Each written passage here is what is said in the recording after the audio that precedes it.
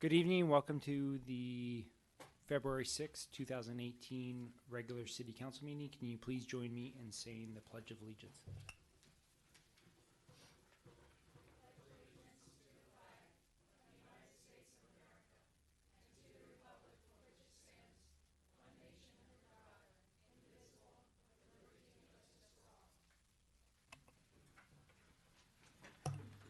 Welcome back, Ms. Haskew. Glad to have you back. We all missed you. Madam Clerk, can we have a roll call, please? Councilmember Carlston. Here. Councilmember Haskew. Here. Councilmember Wilk. Here. Mayor Pro Tem Silva. Here. And Mayor Waddell. Here. We have item 1C, the presentation on the Advisory Council on Aging. Thank you for being here tonight.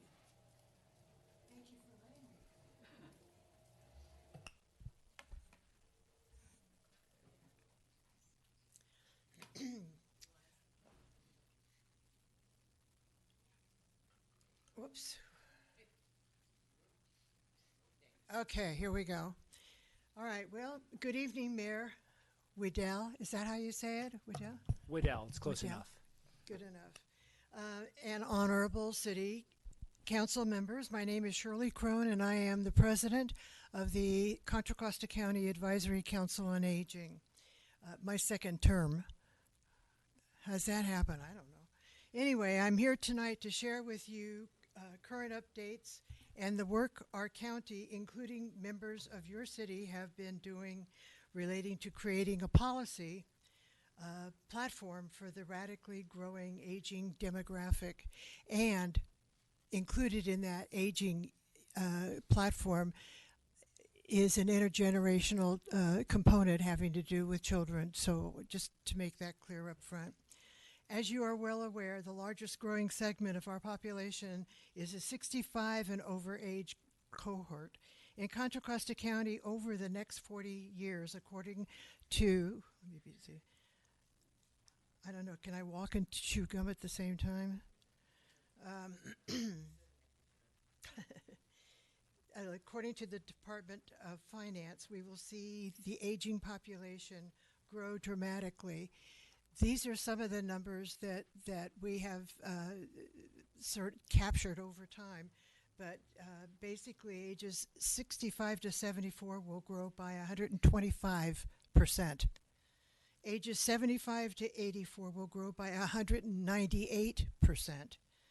Ages 85 and over will grow 299%. Amazing numbers. Given this massive growth rate and provider recognition that we aren't able to meet the needs of the current population, we knew we needed to put together a plan.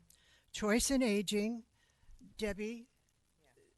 She's going to come click for you. Oh, okay. Good.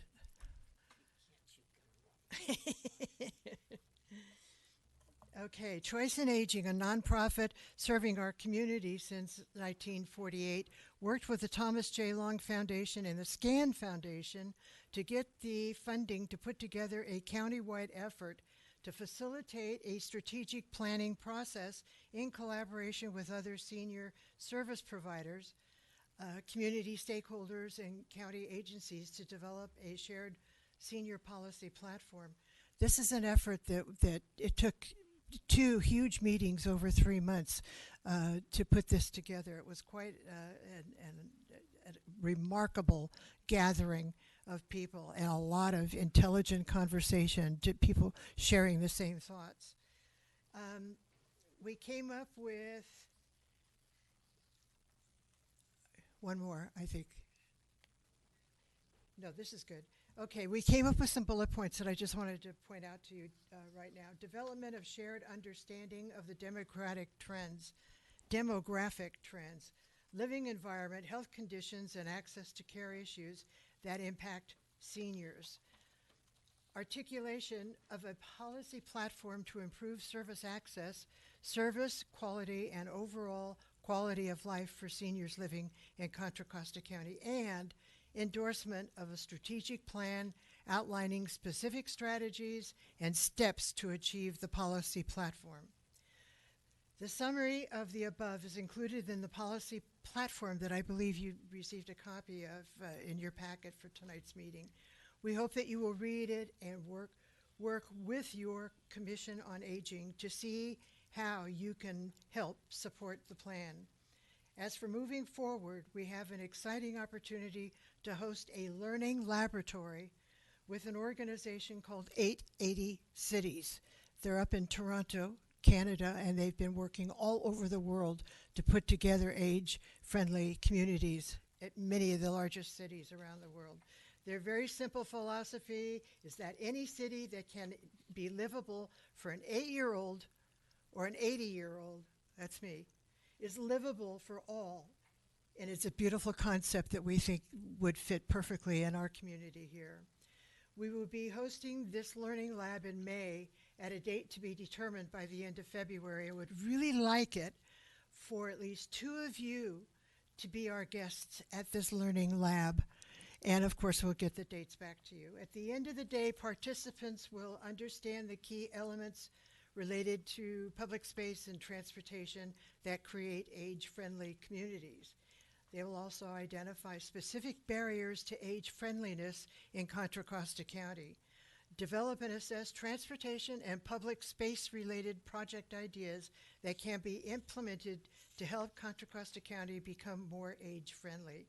We are very excited to be exploring this opportunity and look forward to working closely with you on this.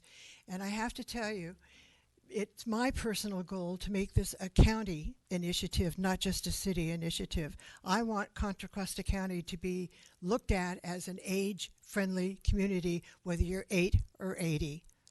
So with that, we'll end this and ask if you have any questions that we might be able to answer. Well, thank you very much for your presentation, and I do not believe your age, so. It's true. It's true. It's true. We What do can know. I say? Do you want to see my driver's license? No, I trust We got to you. check my ID. Does anyone on the council have any questions? Mayor Pro Tem. I want to thank you very much for your presentation this evening and bringing us up to speed. And as it happens tonight, later in the agenda, we are discussing the work program for two master plans that we will be doing, one for Civic Park, which is where our senior Right. center is, but one also for Heather Farm Park. And I would just like to hope that we would provide the direction that we need to consider this 880 concept as we look at that master planning process. Now is the time. Because Yes. certainly don't do the plan and then say, And- oh, we and forgot. the one thing that I want to emphasize is that it seems like every political figure today spends a ton of time talking about children and education, and that's fine. That's not a problem. But if we can intersect it with the aging and make it all inclusive, then we're there. We've accomplished our goal. So I hope we can count on your support, and it looks like we will. Thank you very much. Thank you. The perfect timing. Thank you. Moving on to the consent calendar, does any council member wish to pull an item? I do. Mayor Pro Tem. I would like to pull item F because I have a couple of questions, and item I because I have a couple of questions. Anyone else? Does anyone from the public wish to comment or pull an item? Move to approve items A through E and G and H from the consent calendar. Second. Oh, you got it. We have a motion and a second. Madam Clerk, can we have a roll call vote, please? Councilmember Wilk, Aye. Councilmember Haskew. Aye. Councilmember Carlston. Aye. Mayor Pro Tem Silva, Aye. and Mayor Waddell. Aye. Motion carries. Mayor Pro Tem, 2F. Thank you very much. The item that I have a question about is the establishment of the Irrevocable Pension Trust Fund, and I just have a couple of questions. Sure. Good evening. Oh, usually you would say your name. Amy Cunningham, Administrative Services Director. Because Thank you everybody for at home coaching needs me. to know Yes. that. Thank you. The investment document that was amongst the items in this included a statement that the objective is to reach this total return objective, which is to have our investment earnings be greater than or equal to the total return objective. And yet that number is not specified anywhere. And did I miss it? And if it's in there, maybe we could all know what it is. Yeah. So tonight, a representative from PFM, Senior Managing Consultant, Ellen Clark, is here, and she can talk in detail to that question. And we also have our treasurer here if you have other questions that he might be able to address. Councilman Silva, nice to meet you tonight. Nice to meet you. Ellen Clark from PFM Asset Management. So we did not put that in the investment policy. On the short run, we expect the portfolio to have about a 5% annualized rate of return. That's over the next 5 years.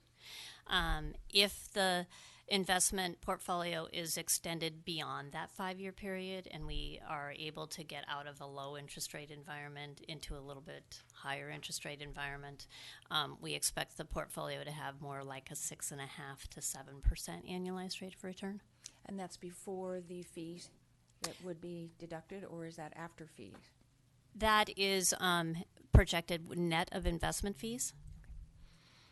My other question is the technical one about who would appoint the 4 members of the investment committee, because one of the documents says it's the city manager and one of the documents says it's the administrative services director with the approval of the city manager. And I was wondering which way it was actually going to go. Yeah, there was a discrepancy in those documents between the two documents. So the intent is for the city manager to be the appointing authority and for the administrative services director to be one of the representatives on that committee.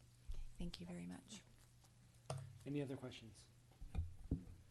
So Seeing none? I will move approval of the item to adopt the resolution authorizing the city manager to establish an irrevocable pension trust fund with PFM Asset Management, LLC. And just note for the record that we are investing $12.8 million into that irrevocable trust fund to begin working toward resolving the challenge of the unfunded pension liabilities. Second. We have a motion and a second on item 2F. Madam Clerk, can we have a roll call vote, please? Mayor Pro Tem Silva. Aye. Councilmember Haskew. Aye. Councilmember Carlston. Aye. Councilmember Wilk. Aye. Mayor Waddell. Aye. Motion carries. Mayor Pro Tem, 2I. Thank you very much. This item is the appropriation of Measure J and gas tax funds toward basically pre-funding, I think is the best way I could describe it, for the coming year's road work. Yes. My question, Mr. Wickstrom, is really about what is the relationship of what we're doing here, since we have an increased amount of roadway maintenance money because of the state legislature's actions last April. What is the relationship of that increased roadway funding money, and what is it allowing us to do, and is that related to this action we're taking tonight? Yes, it is.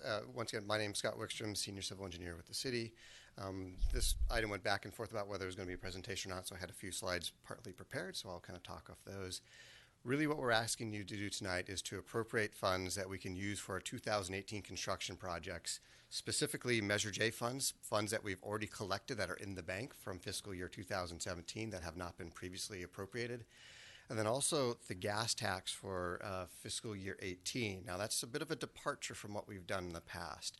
The Road Repair and Accountability Act of 2017, sometimes known as SB1, really did 2 fundamental things. It raised new revenues for the city, and particularly for our roads, and it also stabilized our incomes, which previously were fairly volatile. So with that in mind, we can more confidently predict what our revenues are going to be through the fiscal year, and we have full confidence that we can project our revenues through, I'll say, June of 2018, which is the fiscal year 18, for projects that we will endeavor to go into construction. So a couple other little things.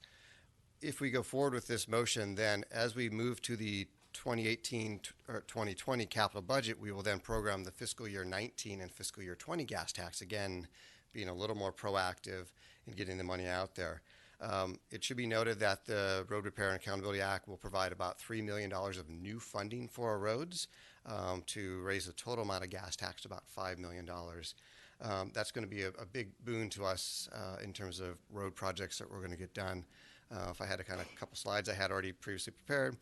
Ignacio Valley Road is one we recently completed. Everyone, I'm sure, in the city has driven on that road and recognized how nice and smooth and pleasant it is, if you will, to drive on a brand new road.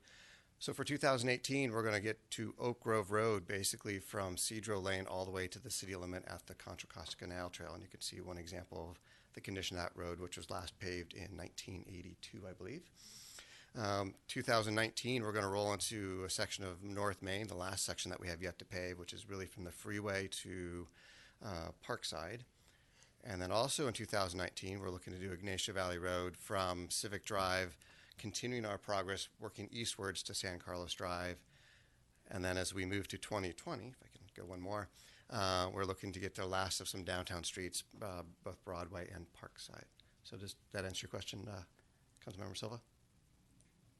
Yes. Now, as we pre-allocate, we don't pre-spend because the contractor that we select, I mean, we'll have these monies by June 30th. Correct. We'll have these monies at the end of the fiscal year, which is June 30th. But we won't be paying the contractors to do this road work before then. Correct. And so that's where there's always a discrepancy between the fiscal year, which ends in the middle of the year, and what our normal construction year, which is typically from about May through August, September, October. So we will certainly, with appropriating this money tonight, we'll be in a position that we can award a contract. But the contractors, when they actually complete the work and we finally pay off the contractor, that activity typically does not finish up till September, October. Then you guys will see it back at council, usually in about November timeframe, to accept the project as complete. So yes, we are not pre-spending. We are just appropriating in such a way that we can award a contract confidently with the monies we have anticipate. Thank you. Okay. Any other questions? Do we have a motion? Yes, I move to approve the appropriation of Measure J and gas tax funds for $400,000 and unallocated Measure J local streets and roads actuals, and for fiscal year 2017, and $1.4 million in anticipated gas tax receipts for fiscal year 2018 to the capital budget for roadway maintenance, CP 9885. Second. We have a motion and second. Can we have a roll call vote, please? Mayor Pro Tem Silva. Aye. Councilmember Wilk. Aye. Councilmember Carlston. Aye. Councilmember Haskew. Aye. And Mayor Waddell. Aye. Motion carries. And thank you very much to our Public Works Department, because the community will really love getting smoother roads. Moving on to public communications, this portion of the meeting is reserved for comment on items not on the agenda. Under the Brown Act, the council cannot act on these items raised during public communications, but may respond briefly to comments or statements made or questions posed, request clarification, or refer an item to staff. Good evening. That was just going to be me. Good evening, Mayor Pro Tem, and Council. My name is Emily Barnett. I'm the Communications and Government Relations Manager for Central San.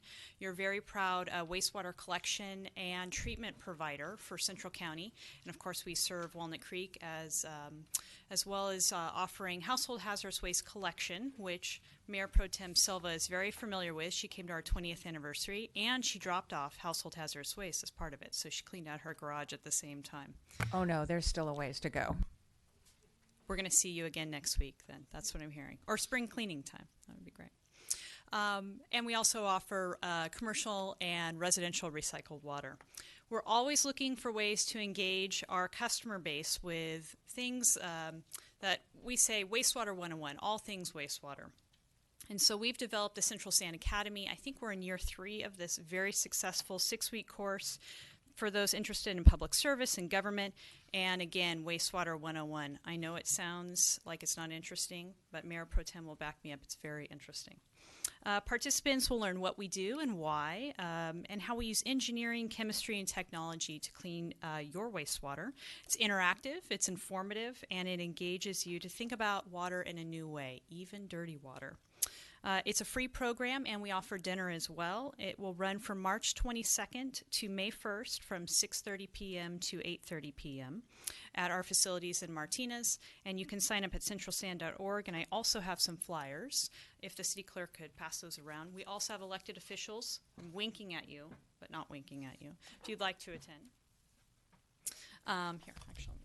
And then I'll put the rest of them in the back for other folks. And this is all in hoping that your residents in Walnut Creek will certainly join us for fun classes and ensure that they will be the most interesting people at their next dinner party. So thank you, and I appreciate the time.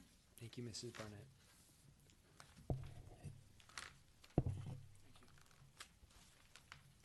Good evening. Hi, this is Pete Bennett again. It's kind of like a regular routine. I got a couple little comments, but I'm going to hold up something. I hope you can see it. I came up with an idea. It says BayAreaHomeless.com. Now, if anybody knows the homeless community, it's me. I'm out there sleeping on the side of the road, getting attacked, all those kind of things. So I've come up with an idea to solve a problem because my technology skills and the situation that follows me, I can't get back in the seat of a real job with people like PG&E or AT&T, where I used to work. I've lost probably in that respect, being chased out of employment, millions. So I came up with this, and I still have those contacts, board of directors, these people that I've worked with. And so this is going to become a resource site, all 9 Bay Area counties. And I'm going to do a very, very detailed database. You're going to like it because it's going to do something that's different. This emblem is going to show up in the back of T-shirts. The biggest problem I faced in the last 5 years with all this going on is walking money. Nobody around here wants to give me a 10-day job or a 3-day job or a 1-day job.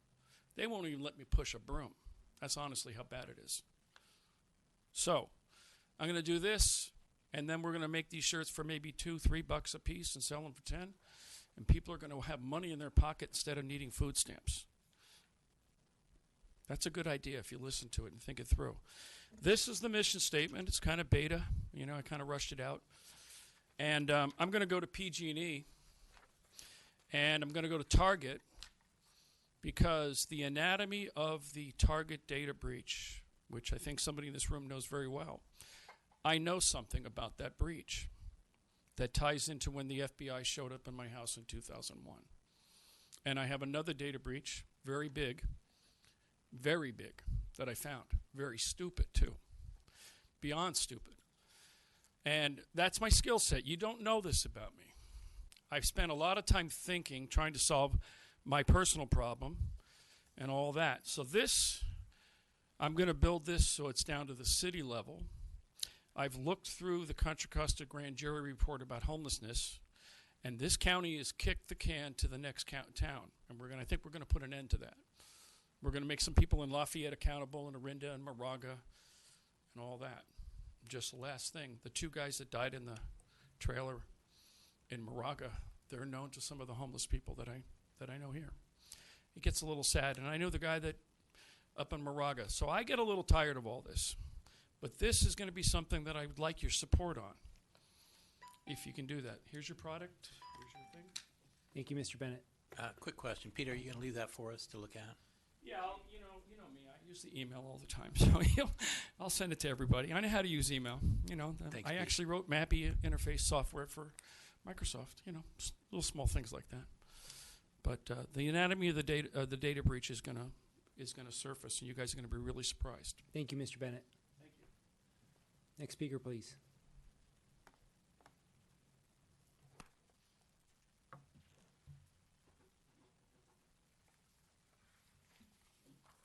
So good evening, Mayor Waddell, council members, staff, and members of the audience. My name is Tamara Helfer, and I am here on behalf of the board of the Northgate Instrumental Music Boosters, or NIM. We are a parent-run nonprofit that supports 160 students in 7 instrumental music groups at Northgate High School and their teacher, Mr. Greg Brown. I'm here tonight to advocate for an increase in the City of Walnut Creek school grant budget item. So I've been on the NIM board for 7 years now, including 3 years as president. Now I'm past president, and I'm currently the organizer of our annual spring concert at the Lesher, which is our classical extravaganza to be held on May 22nd this year. We hope to see all of you there. School funding being what it is, our music program gets essentially zero support from our school district, aside from the salary of our music teacher and a small budget for the repair of musical instruments. NIM pays for everything from insurance to sheet music to instrument purchase to school visits from professional musicians to transportations to festivals. But all of this costs money. Just under half of our budget comes from direct parent contributions, and the rest we do with fundraising, most of which also ultimately comes from us parents. But the City of Walnut Creek has generously supported each of the 4 Walnut Creek high schools and middle schools with an annual school grant in the sum of $1,200 per school for the purpose of having an event at the Lesher Center for the Arts. This grant was established in the late 1990s when the Lesher had recently been refurbished, and for Northgate, it goes to offset costs for putting on our spring concert. Of course, there have been many increases in costs over the past 20 years. In fact, just the rent for the Hoffman Theater has increased by $500 in the past 3 years alone. So to put this in perspective, our program made a profit of just under $3,000 on our Lesher concert last year, which includes the $1,200 grant from the City of Walnut Creek. And for comparison, when our jazz bands performed at Yoshi's in Jack London Square in Oakland last spring, our program made a profit of over $8,000 on the evening. Even though our audience sizes and ticket prices are not hugely different for the 2 events, it's largely because Yoshi's supports school groups by charging us a lower rent and no staff costs. So tonight I respectfully request that the City of Walnut Creek raise the amount of the annual school grant for the first time in nearly 20 years from $1,200 to $4,000 per school. This grant would go directly back into our programs and would have a very real benefit to Northgate's instrumental music students and to students at all 4 of our Walnut Creek high schools and middle schools. So thank you. To talk more about the impact of the program, I'd like to introduce one of our fabulous student leaders. This is Senior Sophie Haney from Northgate High School.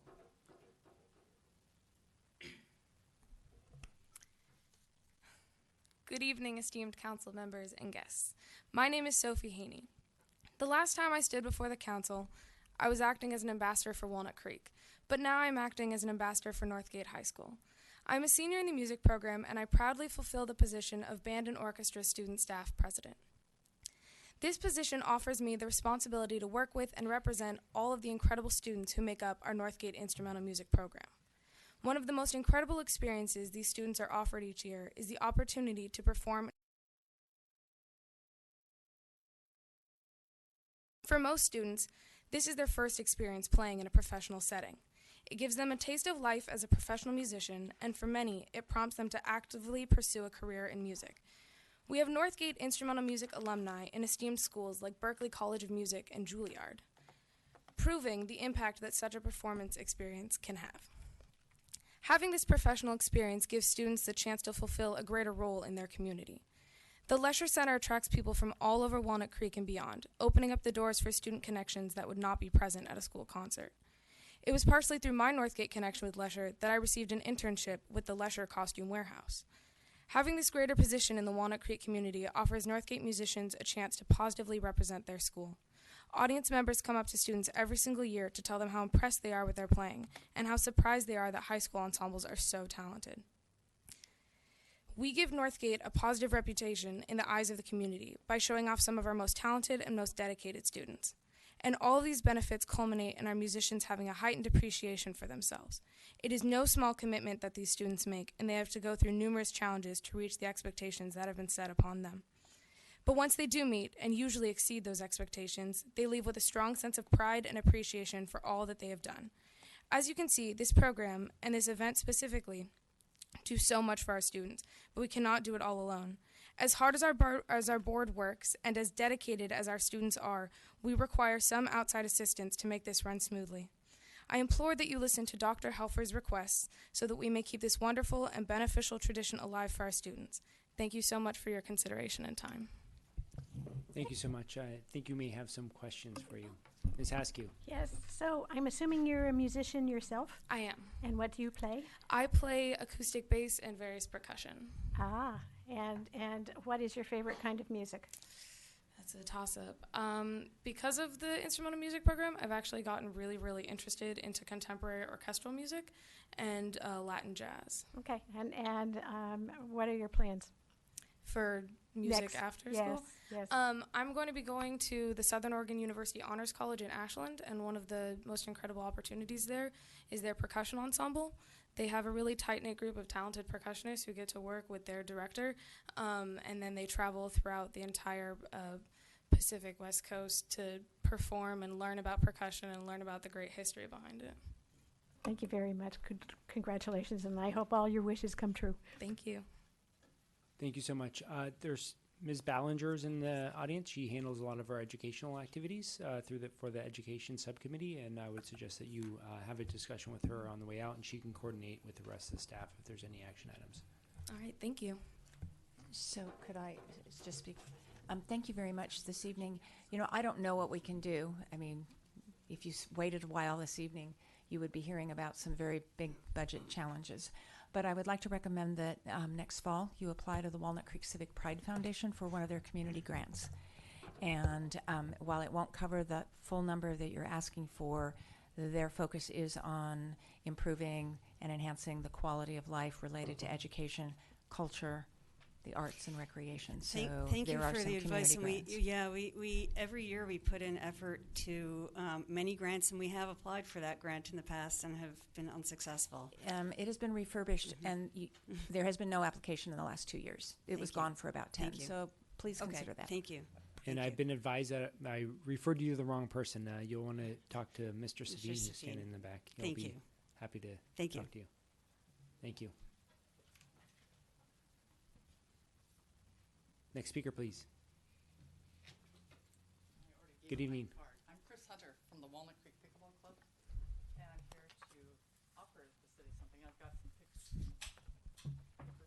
I'll show you what we're. I cannot tell you how many people in the last few weeks have talked to me about pickleball. Really? It is a growing sport, and it's right down the street from me. I live I'm right here in Stewart. Oh, okay. And I am going to have to come down. You'll have to anytime, any morning. We're down there as long as it's not raining. We're there.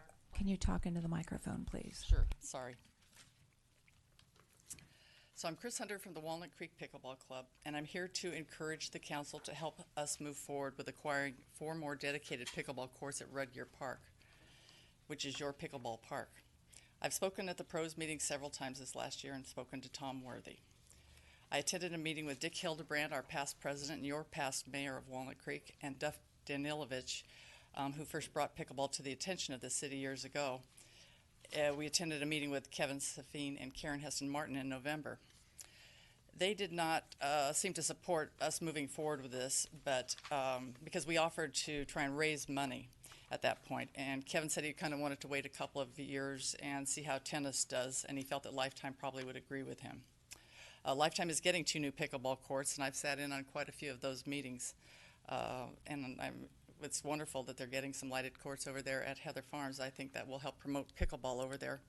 It won't particularly help our club needs down at Red Deer Park.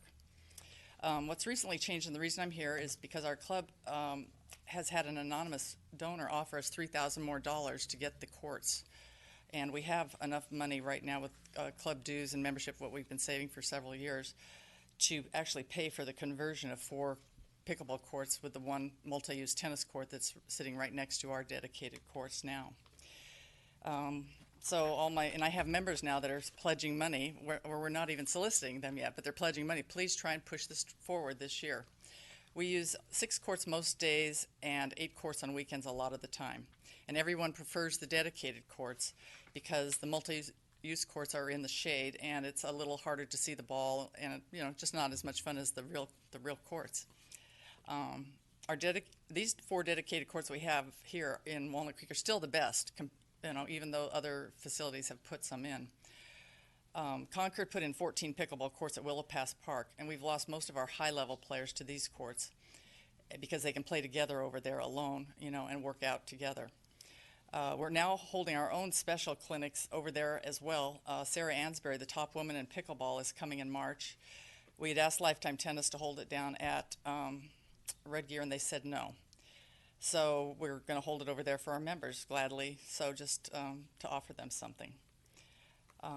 We also lost our drill day, and that is now being held at the Ark Methodist Church because Lifetime thought that it was kind of an interference for their lessons. But that's just a couple of things, that we just need to work on this next year. We'd just like to move pickleball forward with the city council, and get the council's help with this. And we track our numbers, and I have numbers here I can show you for the last 3 years of how many people show up down there. Thank you, ma'am. I have a quick question, actually. Looks like, see how popular this is? Thank Mr. you. Wilk. Thank you very much. I'm just curious, how many pickleball courts can fit on a regulation-sized tennis court? 4. Really? Yes. Yeah, we're giving demonstrations at all the country clubs. Right now, Round Hill Country Club, Crow Canyon, Contra Costa Country Club, Moraga are all putting in pickleball courts. They see that it can help open up space in their tennis courts because you can get so many players on one tennis court with pickleball. Thank you. Mr. Carlson. Yes, Chris, what's the average age demographic of players in pickleball? Well, we're one of those that would really work out with the first speaker, 8 to 80. We have a member who's 15 years old who just won a medal at the Nationals down in Arizona, and we have members that are in their 80s that played singles that won gold medals at Nationals. So it's for every age group. It started off in the recreation departments with older age group, with retirees, but that's not the sport it is anymore. We have the young tennis players coming in now that are high-level players, and it's changing the game even this last year. Thank you. Mayor Pro Tem. Thank you very much, Chris. Let me make sure I understand. So right now the pickleball court is on Dapple Gray, and it's the one The lower toward courts. the top of the paper because Yes. that's the only directional.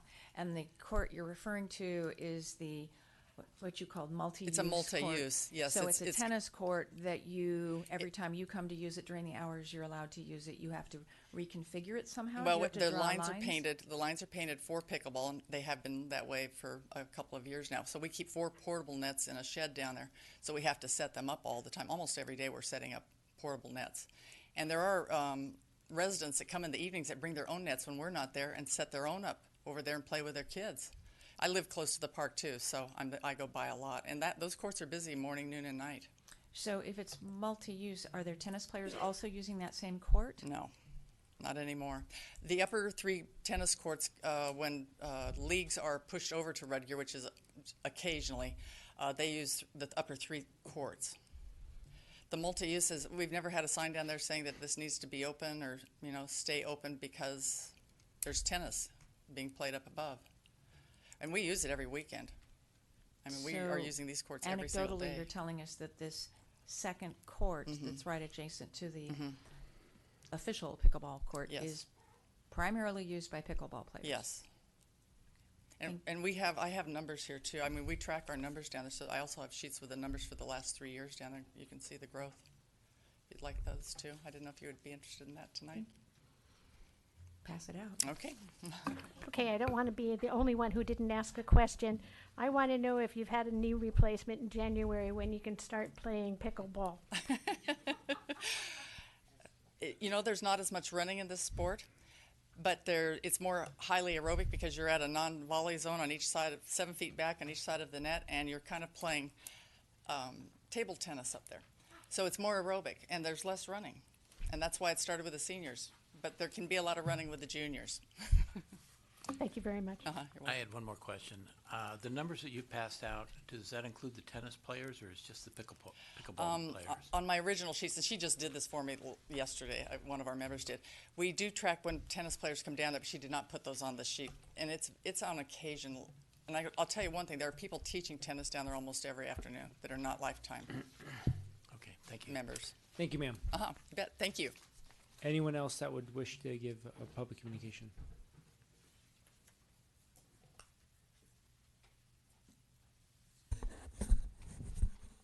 Julia Maxwell. I live on Walnut Creek, literally live on Walnut Creek. And it was my great hope that before I die, I would see the steelhead come back up channel.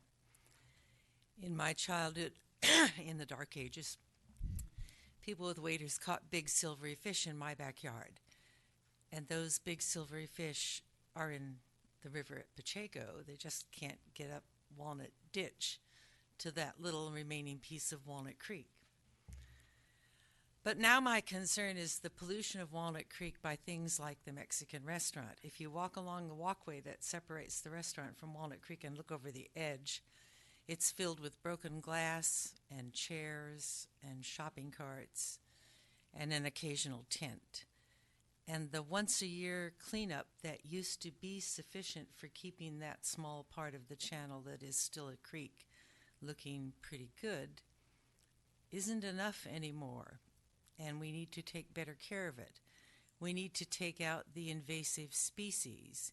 We need to control the growth of willow trees and promote the growth of valley oaks. And if we don't protect it now, we're never going to do it. If we don't restore it now, when are we going to do it? It will never be easier to do than right now. It will never be cheaper to do than right now. And we can have a thriving creek. It's a small watershed. Las Trampas, San Ramon, they become Walnut Creek. Egrets come at my part of Walnut Creek. Ducks come and breed in my part of the creek because it's a creek. My father used to say halfway between Walnut Ditch and Walnut Gulch.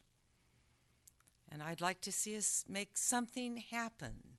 Get together with flood control. Get together with hunters and fishermen and environmentalists and restore our heritage creek. Our city deserves it. And it is never too late to make a better decision. As always, Ms. Maxwell, it's good to see you tonight. Thank you for your comments. Mayor Pro Tem? I wanted to ask on the item related to pickleball what we need to do to, if others are amenable, to get this moving and not seemingly stuck in a wait in a pickle. Hey, there we go. Thank you. What do we need to do? Well, it would seem to me you could direct staff to review the information that was provided and have a discussion with the folks that would like pickleball to investigate what options there may be. Well, that's what I would like to see, because I understand Lifetimes. That's their business, and that this would not generate revenue for them. And maybe we have a contractual obligation to keep this open for tennis, but I really think we need to explore this if there are 350 people playing actively in a club. Mr. Savine, it seems like you have something on the tip of your tongue. Thank you, Mayor. Kevin Savine, for the record, Director of Arts and Recreation. Sorry, I was outside speaking about Leisure Center rental. I know, thank you. My second assignment. And I appreciate Chris being here. Yes, we've spoken many times. Pickleball players are very passionate about what they do, and I love that. I'm not sure, I missed part of your conversation, so I apologize. The reason that we're looking for pickleball to wait a little bit is we are adding those 2 new courts to Heather Farm, which are dedicated to pickleball. I understand that the pickleball group really likes having everybody together, but we also want to explore what's the demand going to be for tennis with the new tennis court we're adding at Heather Farm, and pickleball at Heather Farm. Will the demand change at Rudgear once those courts come online? I'm not saying that they won't, but I want to be careful, because we like in our department to have facilities that are shared use rather than just dedicated, because once it's dedicated, if there is increased demand for tennis, we're right back here having a conversation in a few years. So I'm comfortable if the council wants us to pursue something different, because there is growing demand for pickleball, but I don't know what that demand will be and how that'll be satisfied once we have those other courts online at Heather. So for what it's worth, we're trying to balance those competing demands. Mr. Savine, if we didn't give direction tonight to do anything different, when would you be able to come back to this council with an understanding of demand versus supply? We think the courts at Heather will be online a year from now. So I would say comfortably at the end of the next fiscal year, we'll kind of know what that demand is. I expect initially there'll be a lot, because it'll be lit courts at Heather, which is new. However, if you want to give us a different direction, we're happy to play ball. And what do we? They're not. What would be the cost associated with this? Is it just restriping the court, or? Yeah. Yeah, when we come forward? it's all answer. It's resurfacing and restriping. And as we did with the dedicated courts at Rutgers, the other ones, that was paid for by the pickleball club, which is great. So if they're willing to do the same thing, the cost to the city would be minimal, more around managing the project. But if pickleball is interested in covering the entire cost, then our cost would be nominal. We want to give the city something, you know. Yeah, it runs $10,000 to $12,000. I'm sorry, it runs about $10,000 to $12,000 to put in the permanent nets and posts and resurfacing. Thank you, ma'am. Is there, Ms. I'm sorry. Oh, I was going to go back to the last speaker, not this particular item. So let's finish that okay. item out. I just want to see if there's any concurrence with Ms. or Mayor Pro Tem Silva's request to give direction to staff. I would like to see staff take a look at it. If there's a demand, and pickleball has gone up from demand in the last 3 to 4 years, there's no reason you shouldn't project that it's going to continue to go up. So I would support having staff take a look at that and see if, rather than take a very conservative to try to balance, just to anticipate whether or not it's feasible and appropriate. So I would support Cindy's approach. So, Mr. Savine, you have at least 3 votes. Is there any other?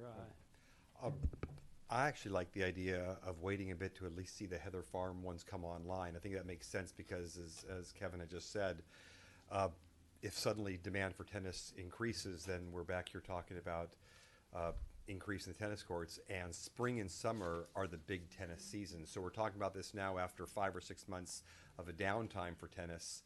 I know that, for example, high school sports is now starting. Everybody gets out there on the weekends, and then, of course, with the majors coming on, every single weekend it's taken up. So I would prefer the conservative approach. Ms. Haskew? I really like to please everybody, and it doesn't seem like this is one of those I'm desperately trying to find the win-win here. All I can come up with is there any other area that we can look at to develop more pickleball courts besides just the ones we can convert from tennis courts? May I make a separate suggestion, which No. is you're going to see in your capital budget a request to resurface at least the 4 lower courts at Northgate High School. Currently, they're not part of the rotation that Lifetime has and really the community has because they're in such bad shape. If those courts come online for tennis, that may alleviate more tennis demand from Rudgear and move people out to Northgate. Not quite the same neighborhood, but you get the idea. The community will have more of a resource for tennis, and so if that's the case, then maybe you can make the argument that having a dedicated pickleball court at Rudgear makes sense because you also have potentially 4 more courts at Northgate plus the new court at Heather for tennis. Mayor Pro Tem? So I'm just going to say I think we need to move forward. We've been talking about this for a very long time, and this is a growing sport.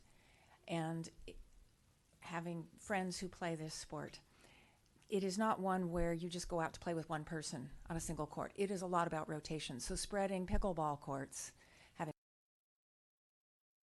over here, is not actually the way they play these games when they get together to play. And so I think it's really appropriate. And if these courts are in fact even 90% of the time they're for pickleball, I don't see the reason to wait, and they're giving us the money to do it. So, Mr. Savine, you have 3 votes. Go forth and come back to us with some options. Thank you. Thank you very much. Thank you for coming down tonight. Mayor, I'd like to comment with respect to Maria's comments. Maria, we have, Heather and I have, and Steve, I believe, was there at least one time. We've looked at the issues that you've talked about with respect to the creek, and there is a watershed group that's working on that particular aspect as well. And I know the city's in coordination with the flood control. The difficulty is that a lot of the trash shows up after it's replaced. In fact, on the tour that I went with Heather, it had been cleaned up the week before, and suddenly there was a whole lot of stuff that was there. I can speculate as to the cause of that, but it is something that I know our council and our city and our staff is looking at in conjunction with flood control. Thank you, Mr. Carlson. See no other public communications. We'll move on to council member and staff announcements, reports on activities or requests. Any closed session announcements? There are no closed session announcements, Mr. Mayor. City manager reports? Yeah, just one update tonight. About a week and a half or maybe 2 weeks ago, the pilot program for a bike sharing program started in Shadelands. It was officially kicked off. The partnership is with Lime Bikes, so folks are probably seeing some of those bikes out and about around Shadelands in the greater area. And this is a pilot program to try for 30 to 90 days in Shadelands, and then we are looking at potentially expanding throughout the city. So just, I think several of the council members were at the kickoff, and you can't miss those bikes if you come across one. Thank you. Moving on to City Council member reports on AB 1234 activities, council member assignments, and various activities and upcoming events. Mr. Carlson. Yes, I had the pleasure of attending the Board of Directors with Cindy for the Recycle Smart, or the Solid Waste Authority, in which the rates were being formally adopted for next year. And I have the pleasure of indicating that our rates, if you look at the list of rates in a chart, for all the members of the committee that participate, are actually the lowest on that chart. And I know Heather's done a lot of work on that, and we appreciate all the work that's been done. But we continue to take care of the waste as well as doing it economically and efficiently. I also had the ability or opportunity to attend the Board of Directors with the Chamber, along with the City Manager, Dan, and they had an interesting discussion, and we'll continue to go forward with those various meetings. Mr. Wilk. Thank you.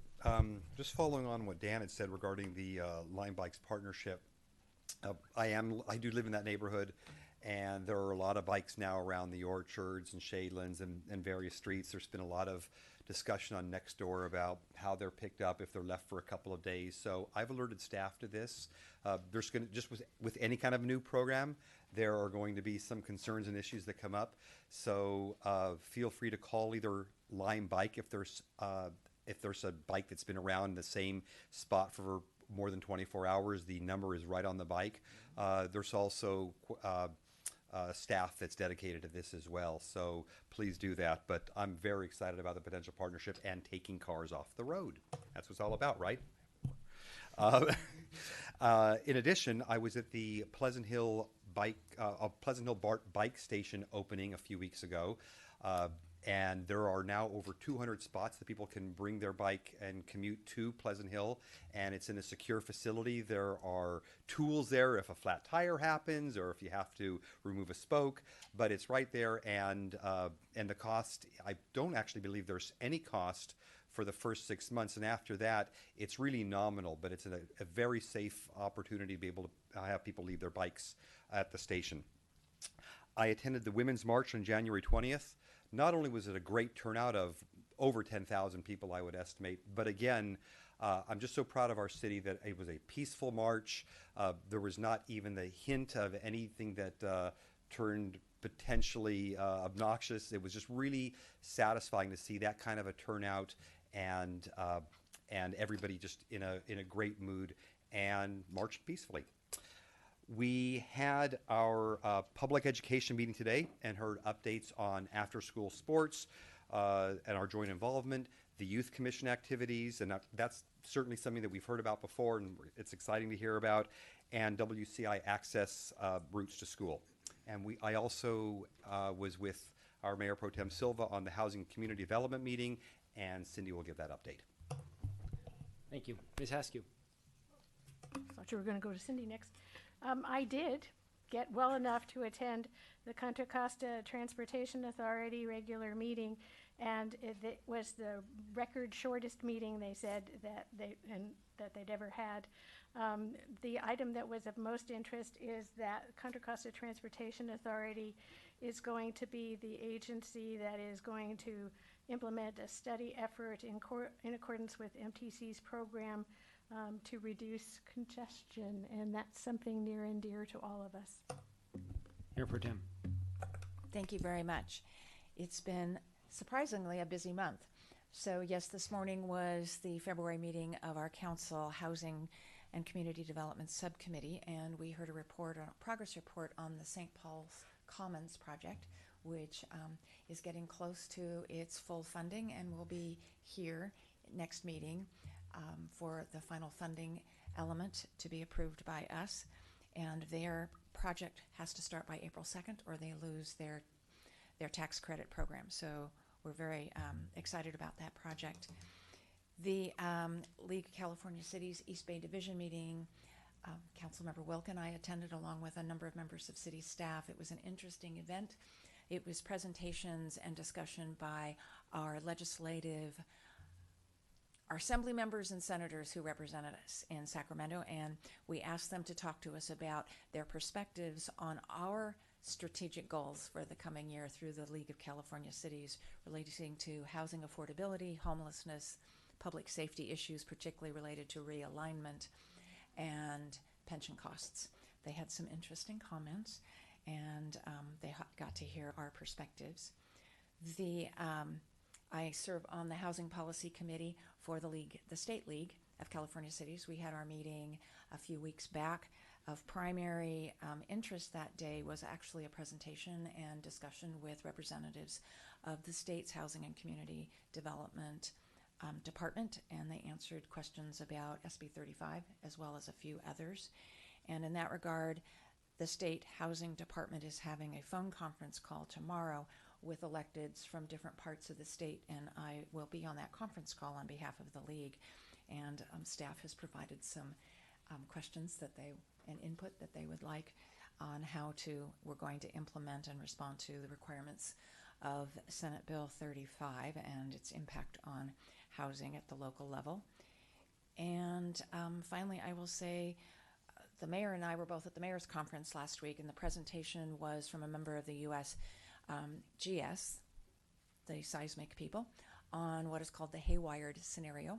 And that is a simulation of a 7.0 earthquake on the Hayward Fault that is slated to release the results and the impacts to all of our communities on April 18th at 4:18 p.m. And the question really for all of us is what would happen to interconnectivity, telecommunications, roads, water, etc., the business, the economy, if we had a 7.0 earthquake that occurred during the business day, worst of all. And so we will be looking forward to hearing those results. And the movie they showed there was a cameo by our own GIS expert, Phil. And so he was excited to be in the movie. Thank you. Thank you. I had the pleasure of going to the U.S. Conference of Mayors in Washington, D.C. Unfortunately, I was not one of the selected few to attend the White House and see the president. Yeah, so I didn't get to, and it looked like a few others selected to opt out of that program also due to some of the decisions that were made that day. I also had the pleasure of giving the State of the City, and there's a couple of items of interest to this council. Not only did I advise that the State of the City is doing quite well, there was a couple of items that the Chamber of Commerce brought up. One of which I'm sure will be of utmost interest to this council, but they also stated that they're going to be kicking off next year a program called The Future of Us, which will focus on housing, health, environment, and transportation.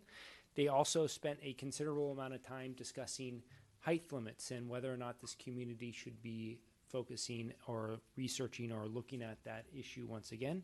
So I'm sure that is not the last time that we will have heard of this topic. The last thing is Ms. Haskew and I had the pleasure of meeting with staff this afternoon to go over the finance subcommittee topics. We reviewed what recommendations we're going to make on surpluses from last year, FY17. We reviewed the budget and goals and policies of that we're going to utilize for the development of our next budget, and then went over the quite a few meetings that Ms. Haskew and I will be attending for the 2018 Finance Subcommittee as we develop our budget. The first two items will be coming forward next council meeting? Yes, the 20th. Yes. So next council meeting we'll be discussing the last year's 2017 general fund surplus and then the budget goals and policies that we'll be utilizing to develop the next 2-year budget cycle. Moving on to the public hearing. Can we have a staff report on item 5A?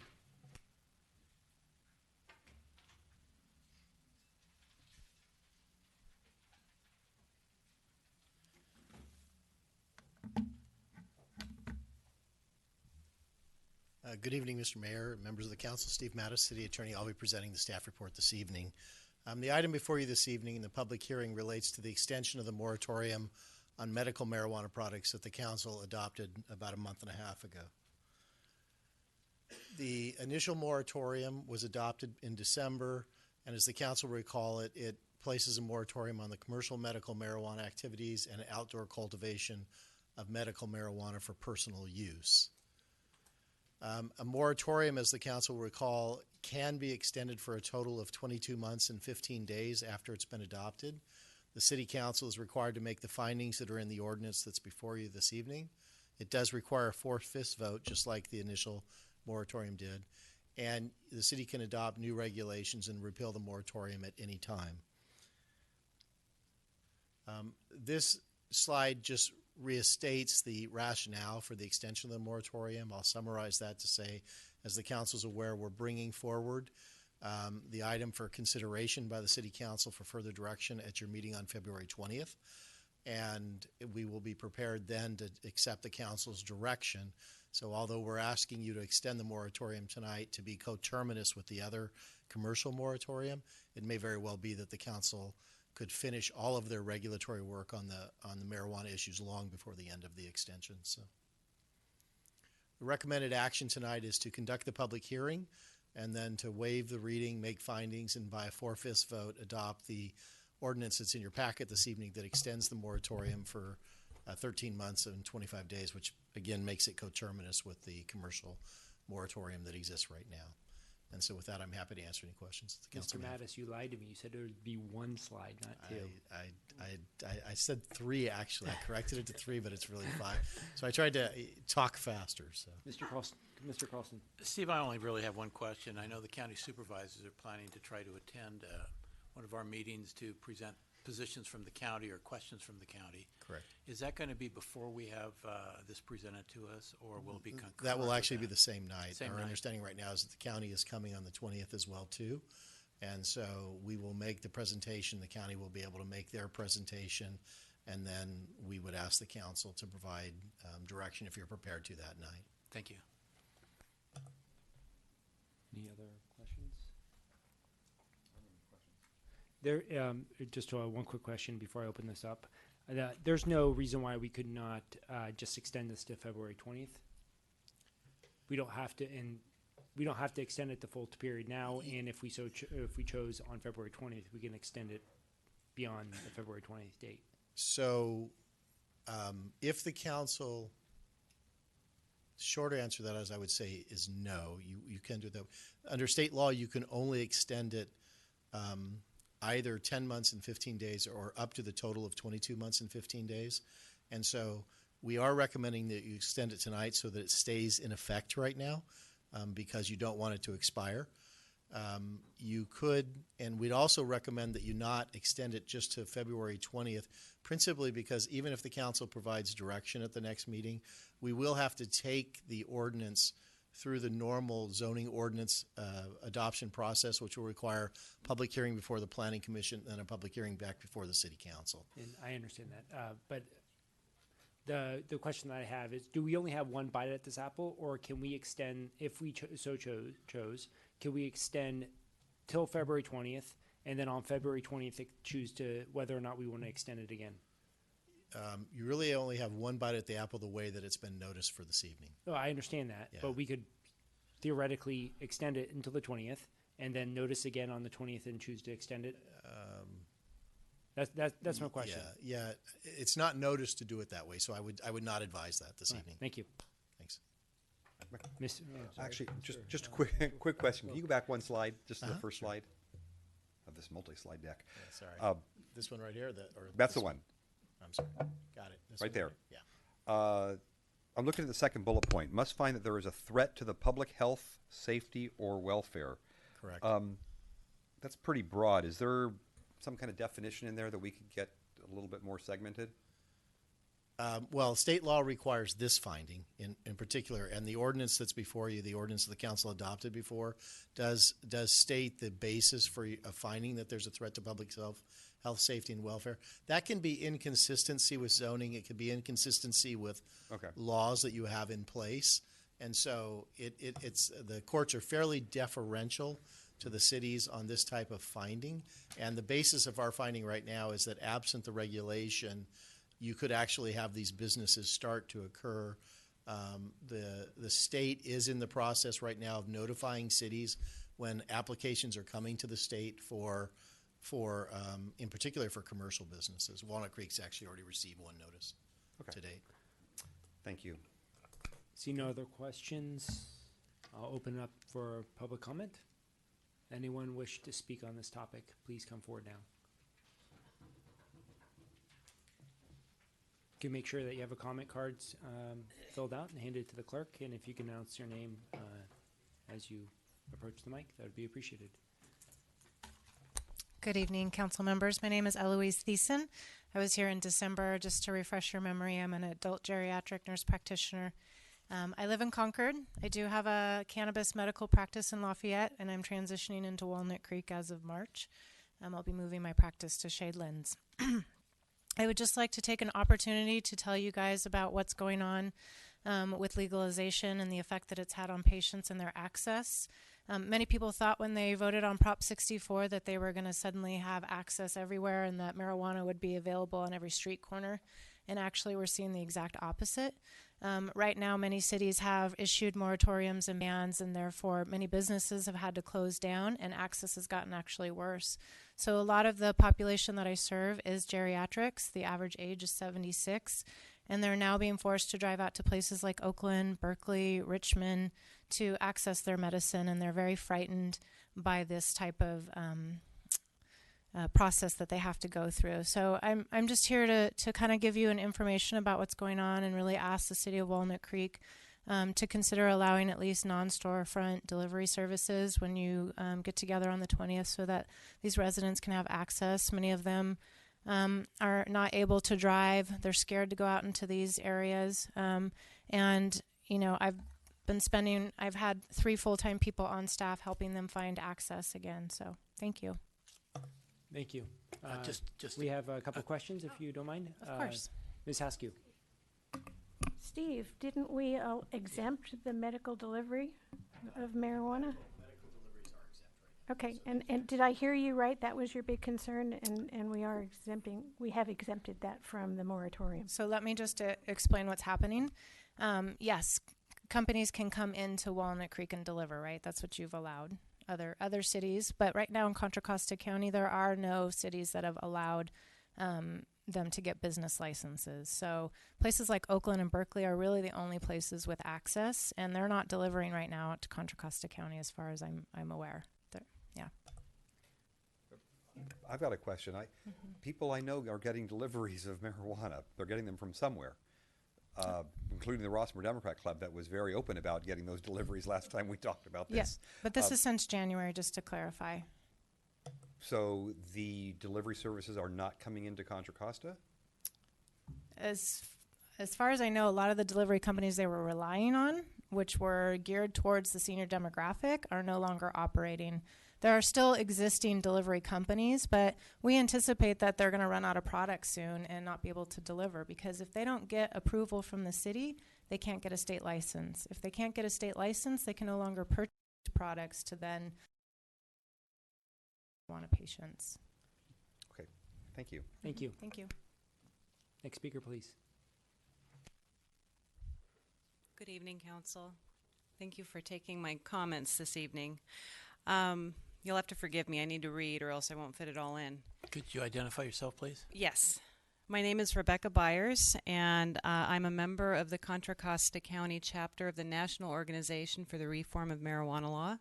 I'm also a founding member of the Bay Area Delivery Alliance, which is an organization that focuses on these companies that provide deliveries. I was a co-founder of the Agathist Collective, which was a medical cannabis delivery service operating here. But due to the new regulations and our inability to get licensed locally, we had to cease our services as of the end of December. Over the last few years, I've had the privilege of serving hundreds of patients in Walnut Creek. Most of them are older adults. I'm now working every day assisting these patients to try to locate the products that have been helping them. And while it's only the 37th day of the new year, it feels like an entirely different era. Delivery services have either gone out of business or no longer have the products in stock that the patients have been relying on. And this kind of touches upon what you were just asking about. These companies cannot acquire the products wholesale unless they have the state license, and they need local permission. So we're already seeing and we're anticipating a significant bottleneck.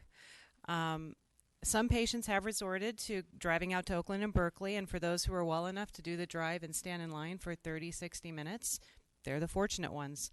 Most of the patients I speak to every day they don't have that option. I'm sure that June 30th, feels like an aggressive deadline to develop all of these regulations. I don't envy you. My background is HR. I know what it's like to study policy and develop policy. But for the patients who live here, that is a lifetime away, I have to tell you. I'm talking to these people every day. I'm here to ask you to please somehow consider an emergency exception and allow temporary permissions for delivery services to operate out of this city. This will enable those companies to get a 120-day temporary license from the state. If you were to take these steps now, you could potentially help these patients receive their medications as soon as next week. Essentially, things would go back to how they were 38 days ago. For the overall community of Walnut Creek, it's status quo. Nothing changes for them. For the patients who live here, it would provide them with quality of life again. June 30th is 114 days away from now. 114 days to begin a discussion of regulation is too long to wait for somebody who is suffering from Parkinson's, cancer, and inability to sleep, and terminal illness. Thank you. Thank you. It looks like you have a question, Ms. Haskew. I do. So I'm confused about what you said, and guess I'm confused about what we're allowing and why. Let me see if I can. The problem is I'm confused, so I don't know exactly how to put the question together. You said originally that part of the problem is the source of the marijuana, and what has changed? I mean, we weren't sourcing marijuana before because that was illegal, wasn't it? Well, yeah, but under the Senate Bill 420, companies were operating all over this state without their local city permission because they could. Technically, they could function that way. There weren't any regulations in place at the state level to govern their activity, and now that there is, these products are tracked seed to sale, or at least that will be coming online this year. So companies that wish to be operating can no longer operate without the permission of their local cities under the new regulations. And so therefore we're seeing this buckle in the system where, yes, there are people delivering cannabis out here, and there are some that are delivering from locations right here, but they're delivering from a finite amount of inventory at this point. A lot of them went out in December and stocked up so that they could have enough to supply their patients, and they're running out, and they can't restock until and if they get that local permission. Does that make sense? Almost.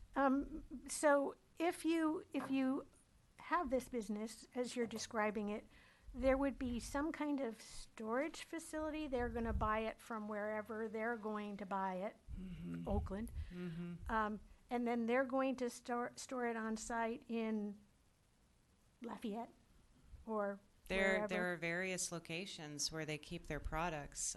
I can't speak to those details because they're operated separately by each individual company. But yeah, my understanding is that they have some kind of an arrangement with a commercial space, and they house their products there. We don't see it because it operates as discreetly as it sounds. Okay. So. Thank you. Yeah. That helps. Thank you. You have one more question here, ma'am. Mr. Wilk. I'm sorry, I'm just about as confused, I think, as well on this. So let me get this straight. When it was illegal, companies were delivering and they were getting their sources from wherever. But because it became legal, then there were regulations, and now the companies aren't able to get that source. Is that correct? Essentially, yes, but it wasn't illegal. So for 21 years, people here enjoyed the lack of regulation that allowed them to have more access, essentially. So, some cities were ahead of the curve. Oakland has, been doing things for the last handful of years. But yeah, it is counterintuitive, absolutely. But that's exactly what's happening, and we are seeing cannabis deserts throughout the state as a result of that. Unintended consequences. Okay, thank you. Thank you, ma'am. Next speaker, please. Good evening. I'm Paulo Sobral. I'm a professional in the cannabis industry. I'm actually a supplier, so I was supplying people like the last two speakers before. And what happened is the state allowed licenses for suppliers, and as a licensed supplier, I can no longer supply unlicensed delivery services, which is everybody in Contra Costa. So I hope that helps clear some confusion. I recently moved on, and now I'm a software consultant for the cannabis industry doing point of sale for dispensary retailers. But I moved to Walnut Creek over 2 years ago. I live less than a mile from here. I'm a little bit nervous speaking about my cannabis use in the government building, but it's not a courtroom, so thank you for the forum. Thank you for being open and asking these questions. But I was a late bloomer to cannabis. I started medicating at the age of 21. I got curious after watching a documentary about the benefits and found private interests made it illegal and created some of the stigmas that still exist today. I take it to help me focus during my meditation practice, my appreciation of nature, my enjoyment of music and food, and recently I've taken it as a pre-workout. It makes me more aware of my body and the individual joints and muscles in my body as I'm working out instead of focusing on anything else going on in my mind. I think nobody can deny that there's medicinal value to the plant, as evidenced by all the compelling stories we can hear from the nurse practitioner. However, I encourage all of us to stop the distinction between medicinal and recreational. It's just cannabis in my eyes. I have no disease, but if I take it for a good night's sleep, nobody can deny the medicinal value of a good night's rest. I have no disease, but if I take it to ease the cortisol levels in my body after a stressful day, nobody can deny the medicinal value of that. And also, if I take non-psychoactive CBD in the mornings after a grueling workout, so I'm not focusing on my sore muscles but able to focus on my job, who can deny the medicinal value of that? Doctors do not need to diagnose somebody with sleep apnea or insomnia for them to buy a cup of coffee. You shouldn't need a terminal disease to use a plant that doesn't really kill anybody. There's no documented overdose of cannabis still today. I applaud everyone being open and asking these questions. It's more than most people are doing. And I understand that a lot of people are nervous about being open to this plant and the potential harm it could cause when in the wrong hands. However, cannabis isn't going away. The demand is here and will only go regardless of the vocal minority. People will get access to cannabis. It's up to you, us policymakers, to decide if they will get it from criminals or tax-paying business owners that want to be transparent and work with you. We do want to work with you. The industry wants to work with you. Please allow us. Thank you, sir. Anyone else I would like to? Thank you, sir. Good evening. Good evening, thanks. My name is Timothy Byers, and I am the Deputy Director of Contra Costa County Normal. My wife, Rebecca, and I co-founded the Agathis Collective before we were forced to close down that collective at the end of 2017. We worked with nearly 600 members, mostly seniors who use cannabis to help treat age-related and chronic illness. Most of them live here in Walnut Creek. We now work with Eloise Thiessen and Green Health Consultants. We are a medical clinic, and most of our patients are seniors or patients who are treating very serious illnesses. As you've heard already, we spend a good amount of time every day helping or fielding calls from your residents about how we can help them locate their medical cannabis products. Often we don't have very good answers for them. Since January, we've seen a rash of cannabis companies close their doors, especially in Contra Costa County. Because they were simply unable to secure local permission from their governments. It's been called an extinction event in the press, and that's been our experience in the industry. There are a small number of companies who have decided to stay open. They're operating under some risk, but they're operating under SB 420 regulations. These companies will eventually run out of inventory. Again, as you've heard, you have to have a temporary or permanent state permit to do any business with another company. So if you're operating under the old regulatory structure, you can no longer do business with anyone operating under the new regulatory structure. So if a patient is buying anything other than flowers, such as tinctures or topicals, which is the thing that we recommend most for seniors, their options are quickly diminishing here in Contra Costa County. Patients who want flowers are simply being driven back to the black market. When you see cannabis deliveries, often that's who you're seeing is people who are operating out of the black market. Delaying cannabis regulation in the city of Walnut Creek affects our most vulnerable residents, the disabled, seniors, the poor, and the infirm. Those patients don't have the luxury of driving through the tunnel to wait in a long line at Arborside. We understand that you intend to take a cautious approach to city regulations. We understand that with any new industry, there must be a priority for public health and welfare. But I can only hope that you leave this meeting tonight with an appreciation of the scale of the issue and an understanding about how cannabis services are helping residents in Walnut Creek and in surrounding communities. And mostly I hope that you leave this meeting tonight with a sense of urgency. Thank you, sir. Appreciate your comments tonight. Any other members of the community?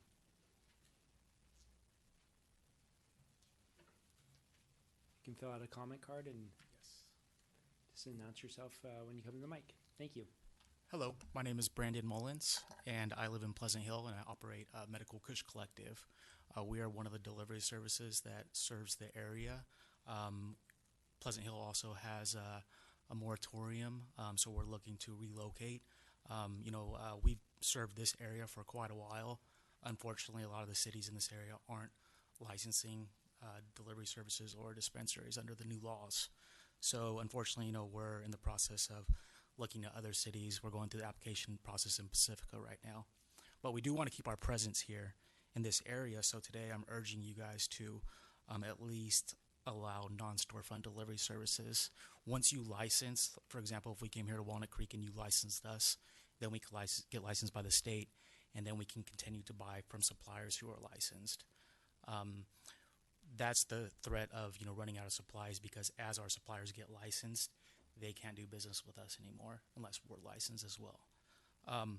There's another thing I wanted to point out under the financial impacts of the staff report. It says that medical marijuana is not subject to standard sales and use tax, and thus a continuing prohibition on such uses would not result in a loss of sales tax revenue.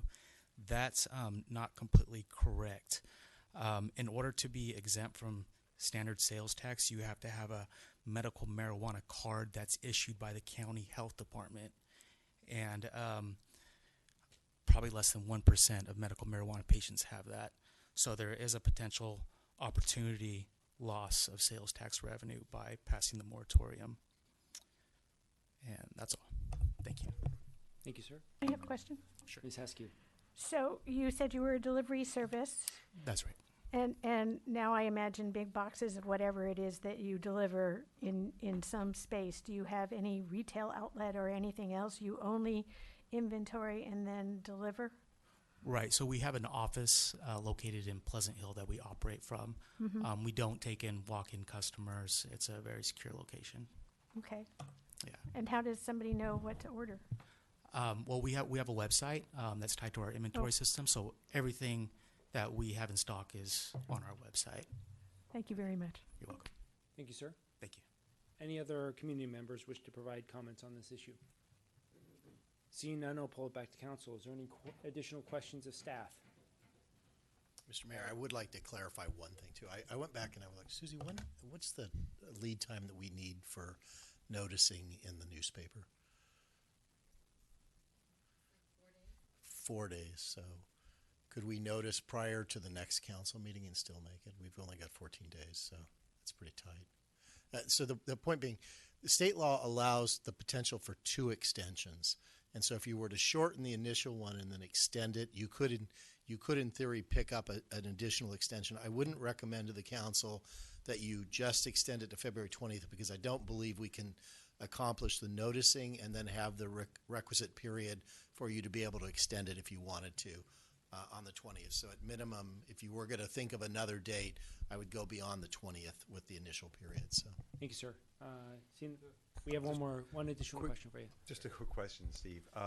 Were you aware of some of the distribution problems that we've heard about? Or was staff aware? Let me put it that way.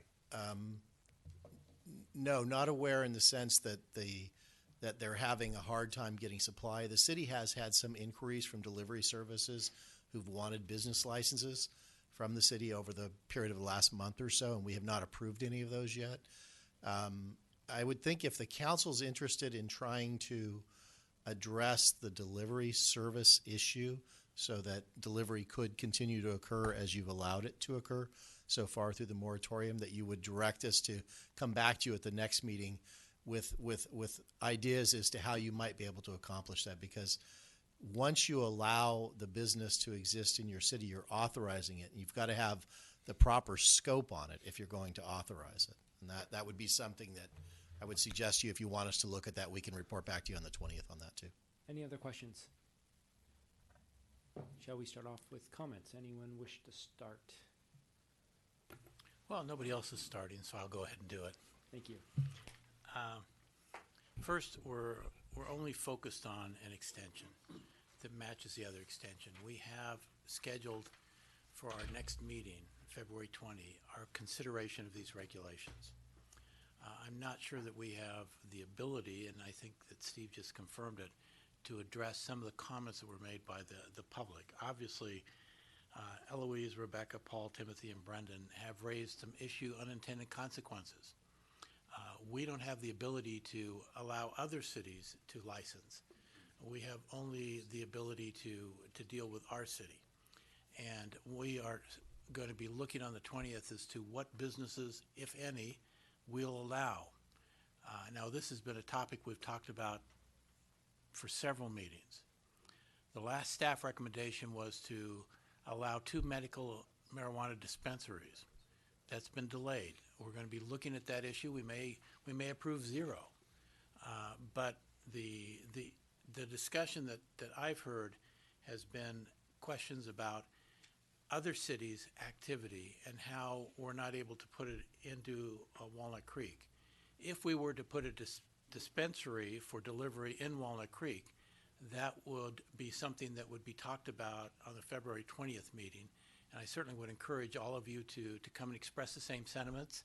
Several of you we've seen at other meetings, and we appreciate your active involvement. But I feel comfortable with the extension. The issue, Justin, that you raised with respect to an interim extension, I'm not sure that I would want to go down that path. I think I'd rather just go get the extension and then get to work and get it done on the 20th to the extent that we can, so we can get those regulations moved as soon as we can through the process. Thank you. Mr. Wilk. Well, I was certainly and am certainly surprised that there's been suddenly a difficulty getting any kind of delivery, and I've always been fully supportive of medicinal marijuana and making that available. I agree with my colleague Rich regarding looking at the commercial aspect of this and whether it's dispensaries or some type of official delivery, that we should look at that to February 20th. But there is a concern that people that have been used to getting medical marijuana, and I would still separate the two between medicinal and recreational. I know the one gentleman mentioned that he'd lump them together, but I think that we do have to keep this separate for a variety of reasons. But it does concern me that people aren't able to get that. And while I am not prepared to change the moratorium on anything that we have in terms of commercial aspects now, I am prepared to allow for personal cultivation of outdoor plants. I think we'd said 6 is the most that a parcel could have for personal cultivation, especially when we saw the one slide that said a threat to public health, safety, and welfare. I don't believe it comes down to that. I've heard of people in the past that have been able to personally cultivate in a secure area of their backyard. I know that we've heard in the past of some people that there's a smell associated with it, but I would be prepared to allow for that on a personal basis because I don't think there's a threat to the public safety, health, and welfare. So to extend the moratorium, I would want to remove that clause. Thank you, Mr. Wilk. Can I just ask a question? I don't think we can remove that clause because isn't that a requirement of the extension? That we do make that finding, and I think the whereas clauses talk in terms of what would happen if we didn't make that finding and how it could impact very much our community and the quality of life. Well, so the council, the ordinances before you tonight does cover the findings and does cover the outdoor personal cultivation, the prohibition. The council could withdraw that, as you could have withdrawn that when you first adopted the ordinance. The council had that discussion, and there wasn't a majority. There were not 4 votes in favor of going in that direction, but that change could be made if the council wanted to make it tonight. So the extension could, if you chose to, it could not apply to outdoor personal cultivation if you chose to go that direction. Thank you. Thank you for the clarification. Ms. Heskew. Well, when I was first reading the staff report, I would say that there is no harm, no foul for just allowing this to be put in sync and follow the staff's recommendation, because it's there if we need the time. There is no correlation with how much time we deem we need. It has to do with, we can make it go away, poof, tomorrow. But I think it's better. I sure as heck don't want to slapdash the answer put together. I want to have confidence that we don't open doors that are very hard to close in a later date. So I think it's very important that we follow staff's recommendation and that we extend this portion of the moratorium. I haven't done anything. I'm not finished. You looked like you were going to leap up and. Nope. Sorry. And I guess that means I'm done. No, please continue. I didn't mean to scare you off the mic. And it isn't that I am not. God knows I'm sitting here in pain. If you've all watched me, I've changed my pillows and that sort of thing. I understand that you will do a whole lot to want to put this to bed. I am so empathetic going through it myself. But I really want Walnut Creek. I believe in my heart that a lot of cities are waiting for us to be the standard bearer, to figure out the solution, to do this right from the start. And that gets me to, I am not going to cut off the time that we need to do that by being fancy and putting arbitrary deadlines when we can work as expeditiously as we allow ourselves to do, and we lose nothing by extending this. Sorry for scaring you. I'll try to hold my excitement back to get to the microphone. Well, it's nice that you listen to me with that much enthusiasm. Mayor Pro Tem. Thank you very much, and thank you for those who are here this evening. I have a couple of questions for staff. So we are slated to hear a thorough report on the state regulations and what staff is recommending in our alternatives in 2 weeks. That's correct. And It's at your the meeting on same the 20th. meeting, our county supervisors, Mitchoff and Anderson, plan to be here to talk about what the county is looking at. And as I recall, there's a series of maps in there and what they might be considering in Saranap and the unincorporated areas that are part of Walnut Creek. So it's a big part of that meeting in 2 weeks. And then how long, so if we could provide direction 2 weeks from now, what would you say is the time frame for bringing back, getting it through the process? Is it going to be about 60 days because it has to go to, you have to write something and then you have to take it to Planning Commission and then you have to bring it here? Correct. It would be, I would estimate a minimum of 60 days, and then it could be a little bit longer, just depending on whether the Planning Commission has more than one hearing on the issue, or the council has more than one hearing on the issue when it comes back to you. But it's you're required to do it a 10-day notice prior to the Planning Commission public hearing, and then a 10-day notice prior to the City Council hearing.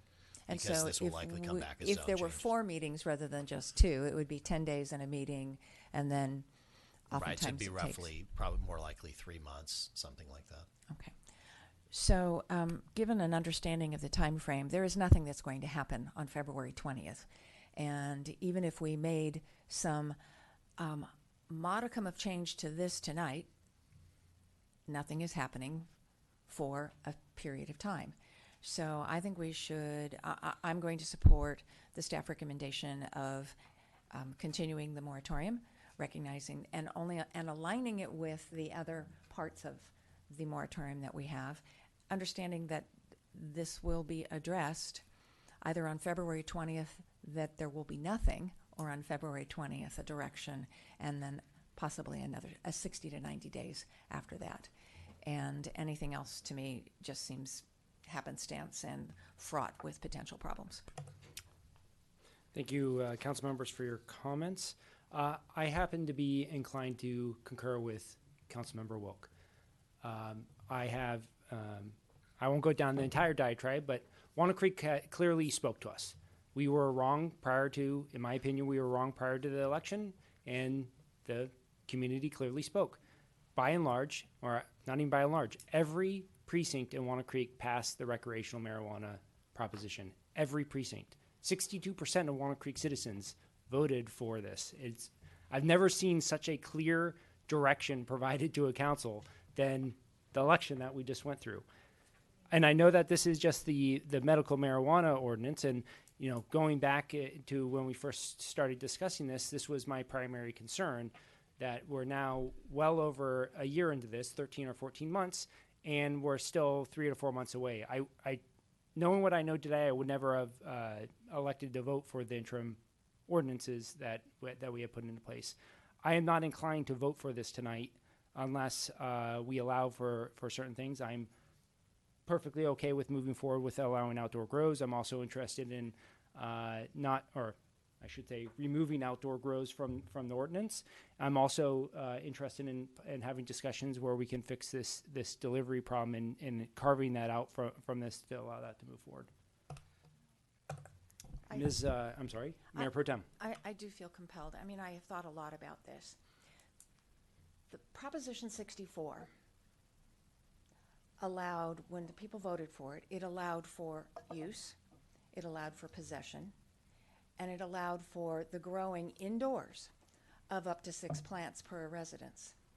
And then it allowed and said the rest would be handled at the local level. We are doing what the voters told us to do, which is we are taking a thorough and careful look at what needs to be done. It was not, so I feel we are doing what the voters asked us to do, because that was what Proposition 64 allowed, and they approved that. Thank you. Mr. Wilk. You mentioned outdoor grows, so I just want to be clear.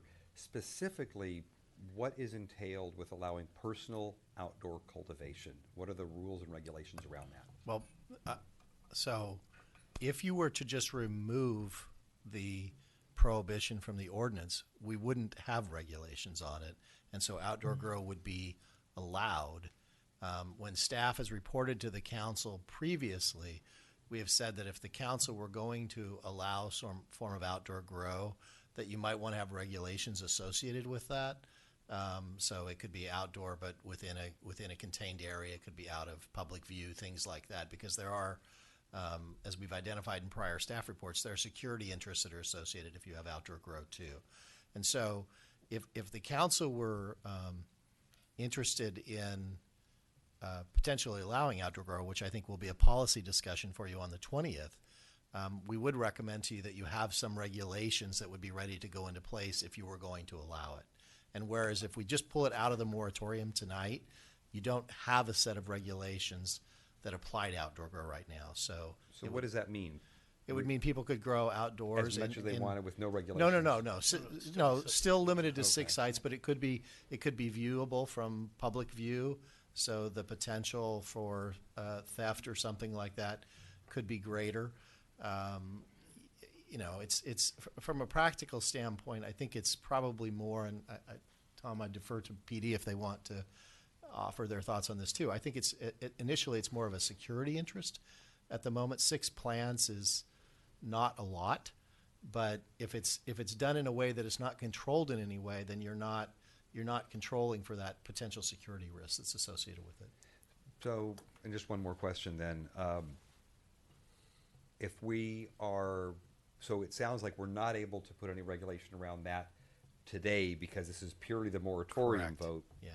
On February 20th, you're saying that could be discussed then? On February 20th, you could have a discussion, and the direction from the council on the 20th is direction by the majority of the council. It does not have the 4/5 requirement that the moratorium has on it. This ordinance, if it's extended, does require a 4/5 vote. And so, but the council can set zoning policy and can give direction based on a majority of the council. So the dynamics could be a little different on the 20th as well. So if we were to if we were to allow the outdoor grow now, it would be difficult to pull it back and start putting regulations around it later. Well, that's the concern we articulated in the moratorium, is that you have a concern of grandfathering in, and I would advise the council that we have, and this is not specific to outdoor grow. I want to be very clear about this. We actually have had inquiries from the state for people who've wanted to do commercial cultivation on single-family homes in Walnut Creek since January 1st. They've applied for a business license already. We've advised them that they had a moratorium. This is the exact reason why I was asking the question in the very beginning. We could tonight put a temporary, extend this interim moratorium until whatever date post a shorter the 20th. Time period.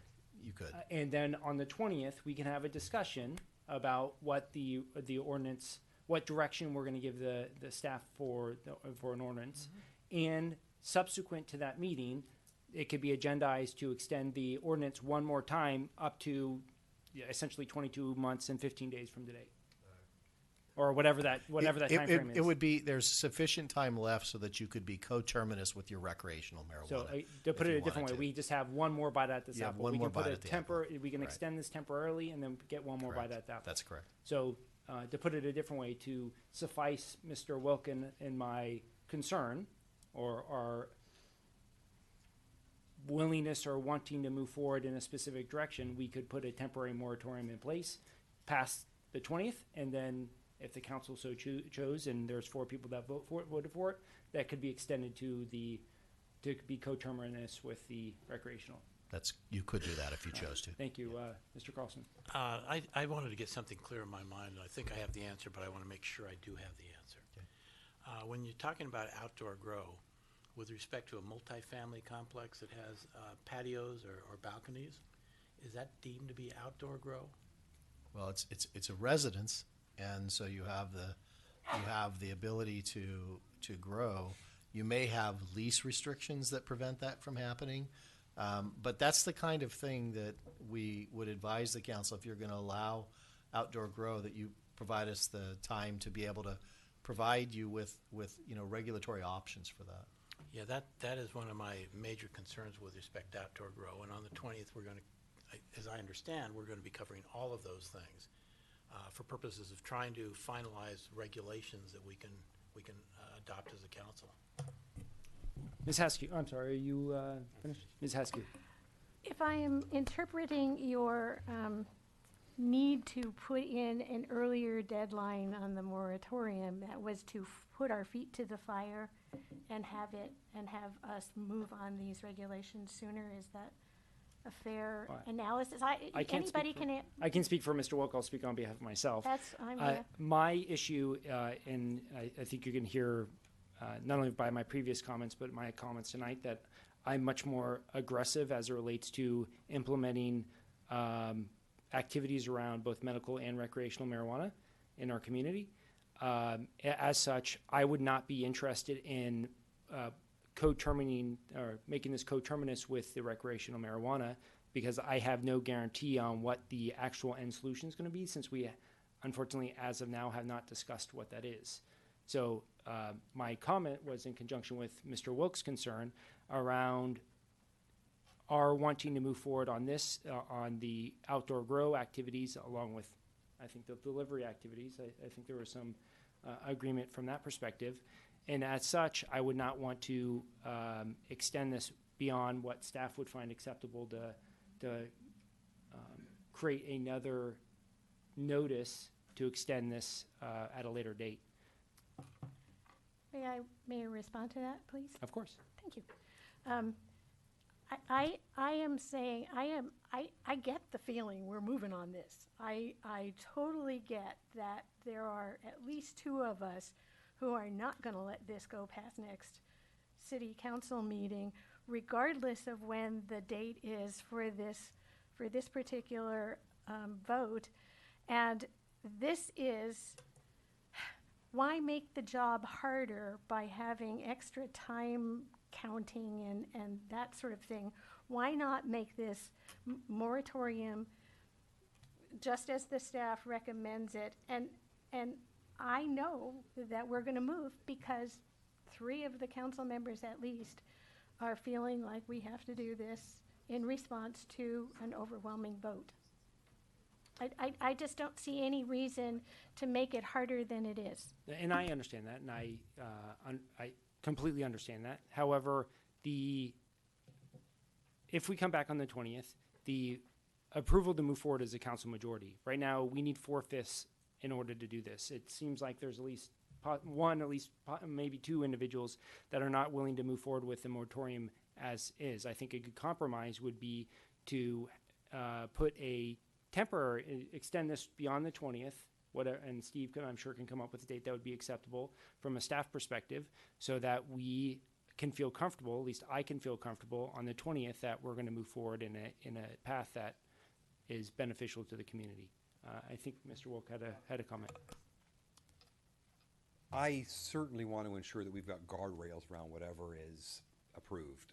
I think it would be ill-advised for us to just move forward without having that at least in place. Looking at February 20th, if we were to approve outdoor personal cultivation then with those guardrails, we would need 3 votes to move forward on that. If we weren't, at the moratorium, that wouldn't need 4/5 vote though for the moratorium on February 20th? That's just a discussion date? No, the moratorium would only be reopened again on the date that prior to the date that you extend it to. So if you were to extend it beyond the February 20th meeting, then the only reason you would reopen it is if you're going to consider extending it again. I would, the council can extend it for a short period of time, but I would suggest to the council that you consider, if it is going to be a shorter period of time, you do factor in what we think will be the time to bring the permanent regulations to you, so that you just have it all before you at once, and that would be kind of the May-June timeframe. And so if the council were considering that, then you'd still have one more opportunity to extend it again if you wanted to, if you felt you needed to at that point, because ultimately you have to get, the majority of the council has to settle and adopt a particular set of regulations. And that date in June, that's also 4/5 to move that would be 4/5 to extend it again even further.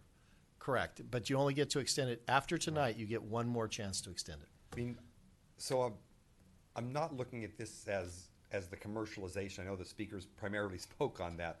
I just want to help those people that are able to grow their own, understanding with those guardrails. So I don't have a problem in waiting until February 20th for that discussion, but it sounds like right now that we wouldn't have 3 of the votes to allow that at that time, and yet if I were to withhold my vote on this, You have no idea. Hold on. So, no, but I don't want to. Mr. Wilk is finishing his. But comment. I don't want to hold Walnut, the city, hostage to this either. So it appears to me what staff is saying to us is, whatever we decide on February 20th, we cannot enact it that night. Right. It's going to take 60 to 90 days to adopt an ordinance to enact whatever we decide upon. And the wheels move, the process requires that amount of time. So even if we say, okay, personal outdoor grows up to 6 plants, including on a patio, okay with us on February 20th, it still has to be written into an ordinance and go through the process of the Planning Commission and coming back to us. And so, I think we have to be comfortable with what it takes to get an ordinance to us and not feel that, well, I want it. It's frustrating, but you don't just get to say the majority votes only to move forward to the writing of the ordinance. And if we were to pull that out tonight, tomorrow people can start growing without guardrails. Well, so the city still has a permissive zoning structure which says that if it's illegal under federal law, it's illegal in Walnut Creek. Now, we've advised the council on that before as to the enforceability of that provision. So what I would say, council member, is rather than saying that people could, I would say it just wouldn't be prohibited. Right now, it's expressly prohibited. If the state asks us a question, we say it is expressly prohibited. And it does matter. The state is asking those questions right now to people because as soon as, well, when someone applies to the state very quickly turns around and asks the city, is it lawful in your city or not? And that question. Right now, it's a very clear answer. After tomorrow, if the council were not to extend the moratorium in any way, we would not be able to say that we have a moratorium. We could say we have the permissive zoning, but that's questionable in terms of its enforceability, in my view. Thank you. So, just to be clear here, this isn't cut and dry, right? There are multiple different paths that we can Correct. go down here. There are. So, if we were to extend this subsequent or past the 20th to some date past the 20th, within a relatively short period of time past the 20th, that gives staff the ability to notice and put together whatever staff report is necessary in order to continue the moratorium past the 20th if there was 4 votes. I would feel much more comfortable doing that because we would be in a better, the council and myself would be in a better shape to understand what direction that the council was going into. On the 20th, it may be that nothing's allowed. It may be that everything's allowed. I don't know. We haven't had that discussion as of now. So from my perspective, the best path forward and the compromise solution would be to set a date past the 20th and then address the extending the moratorium based off the discussion that happens on the 20th. It doesn't cost us anything, whether it's March 1st or whatever the first meeting is in March or the second meeting in March. It doesn't cost us anything other than noticing it for one more meeting. It was Councilmember Costin. Justin, I just want to make sure I understand your position. You have no problem necessarily with extending the moratorium. You just don't want to have it extended to, for example, March 31, which is what is before us right now. But you would be comfortable with extending it to some reasonable period of time in the summer or the fall of next year, as opposed to pushing it all the way back to March. Because it's not really clear to me, because you talked about March, and then I don't think that we can actually accomplish anything by March, regardless of what we decide. And I understand what we can accomplish is coming together on the 20th and having a firm council direction on what path we're going to go down. Subsequent to that meeting, depending on what the decision is, may change my opinion on this. If, for example, we had the meeting last week and the decision was not to allow outdoor marijuana grows, that's the direction that we gave to staff, I would not be voting for this moratorium. If, for example, we were to approve this moratorium to extend to whenever it extends to, well beyond the 20th, there would be no leverage that Mr. Wilk or I would have in order to push things in the direction in which we're interested in. Right now, we have an understanding of if we push this past the 20th, we will have a discussion on the 20th about what direction this council is going to go. Subsequent to that meeting, we can then have another meeting to decide whether or not the moratorium is going to be extended. That is my position. Okay, I'm not quite finished, Cindy. Some of the argument kind of supports the idea of extending the moratorium that you just set forth, because obviously I'm anticipating the meeting on the 20th is going to be a fairly elaborate meeting where we're going to give express direction. And I am absolutely convinced that we'll give express direction on the outdoor grow, if you look at my comments from the previous meetings.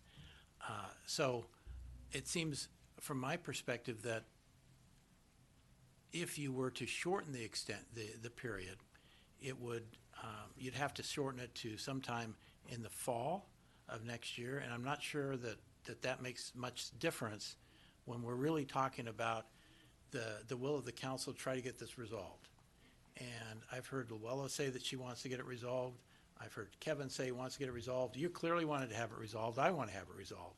And Cindy, you haven't been as clear on that, but I believe you want to get it resolved. Mm-hmm. And I certainly don't want the delays, and I'd be very disappointed if on the 20th we weren't able to address some of these issues. We've already received staff recommendations for regulations. There were further considerations, and obviously we're waiting for the county. County's going to come in on the 20th. But I think we've dealt with these issues a lot, And I'm not sure that, obviously political leverage could say that if two people decide not to extend it, then we lose all opportunity to put guidelines around it. Or, you can carve out one thing, but if two people move on one thing now instead of doing everything comprehensively on the 20th, then we could end up with unregulated for a period of time for that one thing. So I'm certainly not opposed to an extension that's shorter than March 31, but I think it would need to be, just to make sure that we don't run into timeframes and problems, I think it would need to be probably the fall, and then when I come up with that, then there's not much difference between the motion and making that interim extension situation. So that's Mayor Pro Tem. So I think I would say agree with that comment. What concerns me is trying to go so fast and setting the next date so soon that if we can't make it for some unforeseen reason, then we are caught in a very large conundrum, which is, let's say we set this for the first meeting in April, which would be like the 2nd or 3rd, and extend the moratorium. And then we actually, through no fault of our own, or actually we can't make up our minds, we actually can't give good enough direction to be able to predict when we need to extend the moratorium to, and then we actually have to go back to the longest term possible because we're not clear enough. And I could extend the moratorium to June 30th here, and then we'd still have one more bite of the apple. But I'd be very, very concerned about extending it 4 weeks because a lot of things can happen. Luella has not been here with us for a month. We don't know. You might hurt yourself and fall and be back in a conundrum. And these votes require 4/5. And so we all need to be here, I believe. So I think we need to extend it at least long enough to allow us the time for some grace period. Quick question: if we were to extend this tonight, when would the expiration of this agreement, this moratorium, be? As it's presented to you As it's tonight, presented today. March of 2019. 19. Yeah. So not March of this year. It's not March. No, it's March of 2019. Just to be clear, I don't, and I won't speak for Mr. Wilk, but I'll speak for myself. I don't think that either one of us, but especially myself, wants to move forward with unadulterated, non-regulated activities. I think everyone's shaking their head. I don't think anyone wants that. And many other council members have said that today. I don't want that, but what I want to do is have a clear, understandable direction. It costs us literally nothing other than some minor staff time and a posting in the newspaper to push this moratorium, this discussion, or approving it for 6 weeks, having the discussion on the 20th, and then coming back in 6 weeks or 8 weeks, whatever it is. I'm okay with 8 weeks. And having this discussion about the extension of the moratorium based off input that we provide on the 20th. We can, at the 8 weeks from now, we could at that point extend it until an expiration of March 31st, 2019. That gives me assurance. I would imagine that would give Mr. Wilk assurance that the direction in which we provide counsel or provide staff on the 20th is a direction in which we find appropriate. Please. Ms. Haskew. Thank you. So I've spent 30 years in the tax business, and if there was anything like an arbitrary tax business, an arbitrary deadline, it's being in the tax business where really people have the April 15th, now 17th deadline, but how many billions of returns get extended? I feel like you're not hearing what I've said and what we've said, which is we are going forward on the 20th to try and start the framework to meet the requirements that we need to do to build the framework to complete our obligation to the city's vote.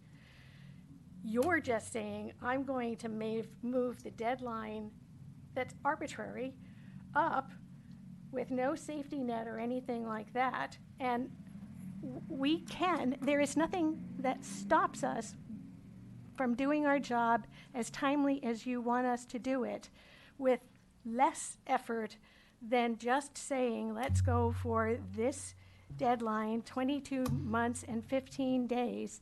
And then when we get to the answer, knowing we feel an urgency to get to the answer, we're done, we're over. We never have to talk about a moratorium. We never have to reevaluate how long it's going to be. We are where we have to be. I just don't get why you think we have to move the moratorium when we're already pressuring staff and public to say we want to have this resolved as quickly as possible. So I think there's some confusion about what is being requested, and I hear what you're saying. I get it, and I understand that at least tonight, and I think based off your previous comments that you're at least at the high level agreeable to some of my positions. However, my recommendation and my suggestion is not to direct staff to come back in 6, 8 weeks, whatever it is, with a fully baked ordinance for us to approve. That is not at all what I'm suggesting. What I'm suggesting is that we push this, the discussion of this extension another 8 weeks, approve this tonight for 8 weeks, 6 to 8 weeks, whatever staff comes up with, and have a discussion on the 20th about what direction we're going to give to staff. That is my only recommendation. At the 8-week time frame when this comes back to us, we could then have a discussion whether or not we want to extend this to the March 31st, 2019 date. It literally costs us nothing other than minor staff time and another one of these meetings where if we're all in agreement, it should be a relatively quick discussion and we can push it at that time. City Manager. I was just going to offer that sounds like we've had a fairly thorough discussion. If someone wanted to put forth a motion to see if there are the 4 votes.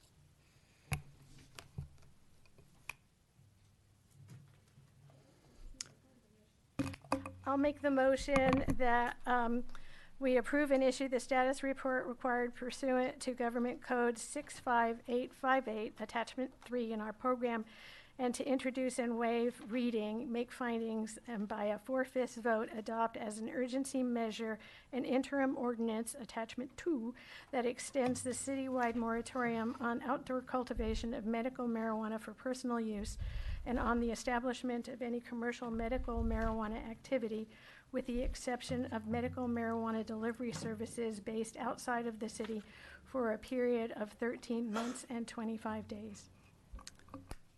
I will second the motion, understanding that at the next meeting we are already set to have a full discussion of what regulations, if any.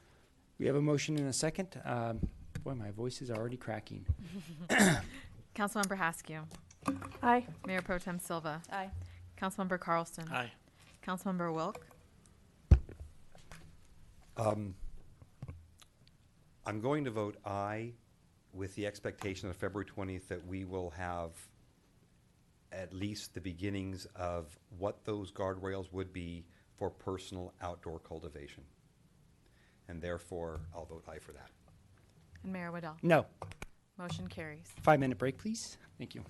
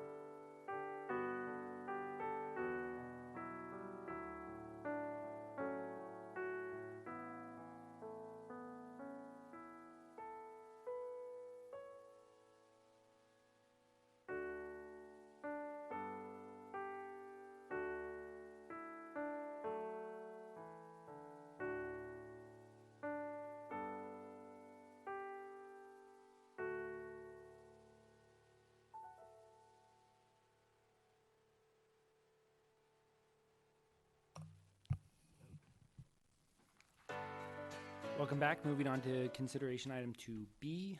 Can we have the staff report, please? Yes. Or I'm sorry, 6. 6B.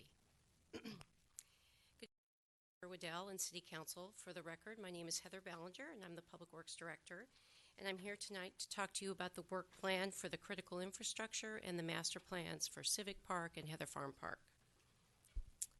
So the agenda tonight, I'm going to give you some background, give you some detail on the work plan and how we're going to fund the work plan, talk a little bit about next steps and recommended action, and then obviously give you opportunity to discuss what's in front of you and ask any questions. So how did we get here? About a year ago, City Council had their first retreat for 2017, and you set your 4 priorities. And one of your priorities was critical infrastructure.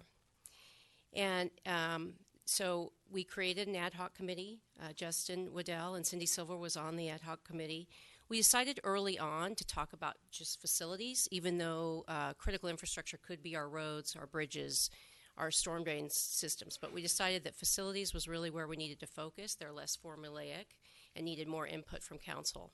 So all of you had the opportunity to look at the facilities, talk about the programming, and then in September of 2017, at one of your council meetings, you recommended or concurred with staff that we focus on 4 facilities. And that was the Clark Swim Center, the Heather Farm Community Center, which is the Lakeside Room, Civic Park Community Centers, which is the Senior Center and the Assembly Hall, and then the Shadelands Art Center. Then you had another retreat in November of 2017, and you heard from staff, from Director Safine. You heard lots of detail on the programming, and you heard from City Engineer Steve Waymeyer the financial implications of whether remodeling or new construction, which was the best to do.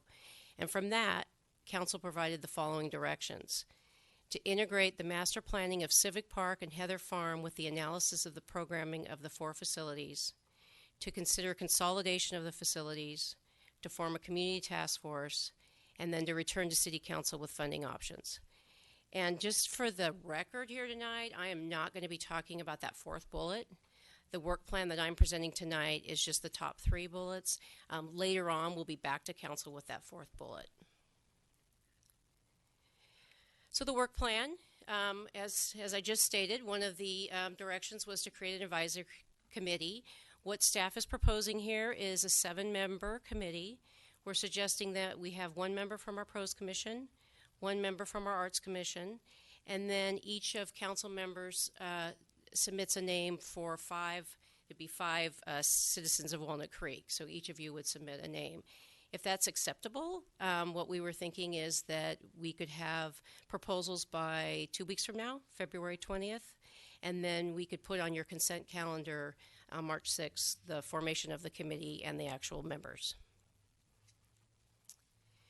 So the work plan continued. This is, you can imagine, it's really a complicated project. This is probably the most complicated project that we've ever imagined. It's, critical infrastructure, it's programming, and 2 master plans for 2 of our biggest parks and most used parks in the city. So we're proposing to break it up in phases. The first phase we're kind of calling the programming assessment. We think that will take about a year. Obviously, the first thing we need to do is hire a consulting team to help us. And I underline team here because really it's going to be a multidisciplinary team that's going to need to help us get through this process. And so once we hired a team, the first thing that we would ask them to do is develop a community outreach and engagement strategy, and that would run through the whole process, all phases of the work plan. We would be using that community outreach. And then the next thing they would do is they would be looking at the programming, and they would be reviewing existing programs, looking at future trends and opportunities, any opportunities for consolidation of programs. And then going back up to that community outreach piece, they would be aligning their recommendations with what they heard from the community. And then from that, they would take that programming piece, and then they would be able to give us recommendations on what do we need for buildings. How many buildings do we need? What kind of square footage do we need? Is there any opportunity for consolidation of the buildings? And then with anything in Walnut Creek, we'd have to look at parking. That would be one of the other things that we'd be looking at. So phase 2, we also think this would take about a year. I'm calling this more the park planning piece. It would be where we start off, what do we have in our parks? What's the park inventory? Document all the existing amenities and features. We'd get topographic information.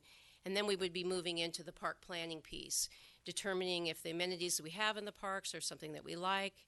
If we're desiring new amenities, what would those be? Again, we would be relying on the community input piece. And I put here this bullet, partially constrained by existing amenities. And what I mean by that is we wouldn't start with a blank slate. We wouldn't assume that Heather Farm Park is just 11 acres of open land, because that's just obviously way too expensive. So, for instance, the water features in Heather Farm Park, those would stay. Most likely the ball fields, things that it would be just too difficult to move. So that would be a kind of a constrained master planning that we'd be looking at.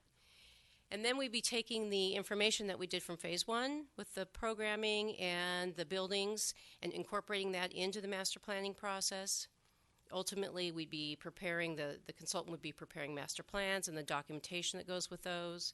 They'd be conducting the environmental review and that would be required. And then in the long run, the council would adopt the 2 master plans.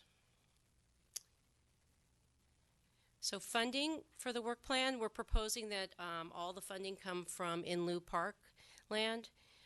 You might recall that there is $350,000 right now in your 16-18 capital budget for the Civic Park Master Plan. There is $250,000 of in lieu park land earmarked in your capital improvement program for the 1828 capital improvement program. So we're suggesting that you allocate that $250,000, and then we're asking for an additional $400,000 from in lieu park land, totaling $1 million to fund this. So next steps, I didn't list all the next steps here. I just wanted to give you a feel for what would be coming up in the next 6 months. As I've already mentioned, the selection and approval of the advisory committee would be one of the first steps. And then we would be selecting a consultant and negotiating a contract with a consultant. And the first thing they would do is develop that community outreach program that I talked about. And I put here that we would propose as part of that outreach plan that we be checking back in with City Council on a regular basis, and particularly at key milestones. So that would be part of the planning. And then, as I mentioned, they would start the programming assessment. So with that, our recommended action is that you approve the work plan, which includes the creation of this advisory committee. You reallocate the $350,000 from the in lieu park land that was in the 16-18 capital budget for Civic Park master plan to this project, and then allocate another $650,000 from in lieu park land,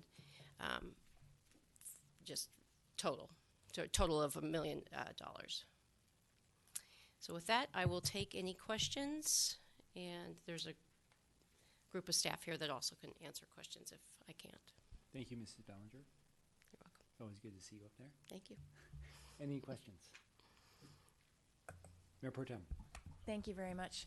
And I'm very excited about what this could mean. I mean, really trying to integrate the programmatic questions and the infrastructure questions with our aging facilities, which I had the honor to serve with the Director of Buildings and Architect for West Sacramento on a statewide commission. And we met a few weeks ago in the West Sacramento Community Center. It's a 2-story building. They have limited land, but it is so active, and there's just real opportunity to think differently as we go forward for the next 40 to 50 years. So a couple of questions. Checking in with council regularly. It was one of the questions that I had on here. And I'm hoping that without stretching resources too much, those check-ins can be as you're getting, as you conclude this programmatic assessment, come tell us what you've learned so that we're abreast of what's going on along the way. And hopefully the 2 commissions would be also kept apprised, the pros and the arts. Right. And if it has, because they probably want to know what's happening to the facilities that they are so actively engaged in. That wasn't a question, but actually it was. You nodded affirmation that I didn't phrase it. Oops, I didn't win that Jeopardy question. And 2 years is a long It's a long stretch, but this is a big process. Yes. And it's two at the same time, and it's complicated. I would appreciate, in order to select advisory committee members, to having a job description, because to your process, frequency, what they'd be expected to do. And I'd like a little more time to be able to think through who I would think personally, if I were only picking one, who would be the best person to ask to commit 2 years of their life, not to be involved. And I think people might want to ask to be included, and or I don't know if we'd want to consider just a formal application process where we could also consider people who've applied, but we're trying to just figure out how best to do this, but I would like a little more time to think about it if in fact I was going to be recruiting somebody. So are there any more questions? I had a question. How far would this process go? Would it go to the design of buildings at all? No. So we'd get conceptual plans and layouts. I don't know if you've ever seen like a master plan where they're more architectural type drawings, but they wouldn't be project level drawings that we could go out to bid with. Would there be any desire to keep planning and design review advised as to how this was progressing? Yes, we debated on whether they should be on the advisory committee, and we just didn't think they had a big enough role, but it's a good point that we could go back to them and check in. The other question I had was with respect to the 5, following a little bit on Cindy's comment, we have a wide variety of activities in each one of those parks. Yeah. And how would we ensure that 2 city council members wouldn't select members that have a special interest? For example, I'll just pick one, swimming. Because the swimming is going to be there, and obviously swimming's been something we've talked about since I've been on council. But is there any thought as to how you could designate so that we ensure that we have a broader representation by those 5? Yeah, so that might get into more of what Councilmember Silva was saying, where you'd have maybe more of a criterion. You're looking at all the applicants holistically as opposed to each one of you submitting one name. We were thinking that the applicants or the persons that you were suggesting would be more generalist, obviously interested in the parks and what we do, but not, just a swimmer, for instance. But, I'm sure the council could do that, but I wanted to raise that question so that we know that we have a lot of different, we have diversity on the committee. Thank you. Ms. Askew? Mr. Wolf? My only question before I open this up is around costs, and I know that's not the primary issue here. My concern is, and I'll turn this into a question, is how do we make this so it doesn't end up like the swimming pools? We went through the process of the swimming pools. I wasn't on council at that point, but I was part of the community, and we gave feedback about what we'd be interested in, and surprise, surprise, at the end of the day, it's this $25 million fantastic facility, but it's the creme de la creme, right? How do we ensure that we're not going down that path in this so that we spit out the back end with something that's actionable rather than the best of the best of the best? Yeah. Well, one of the deliverables you'll have is 2 master plans. So you will get that out of this process. So I think that's a really fine deliverable. It doesn't mean necessarily that we'll be able to afford everything that's in the master plan, but it'll be a document that'll be a guiding tool for us for years forward. So I don't know if that answers your question. Sure, but yes, but no. Maybe no, but yes. My question is more along the lines of what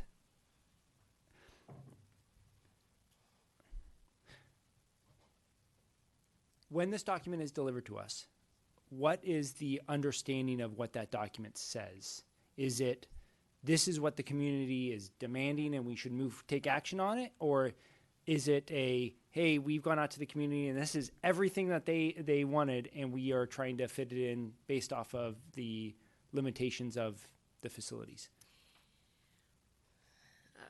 I hope I'm not sure if it's going to be either of those. I mean, I Yeah, think I think I right. bookmarked it. It's a range in there, Correct. right? So I think it's as part of the public process, we're going to have to strike some balances.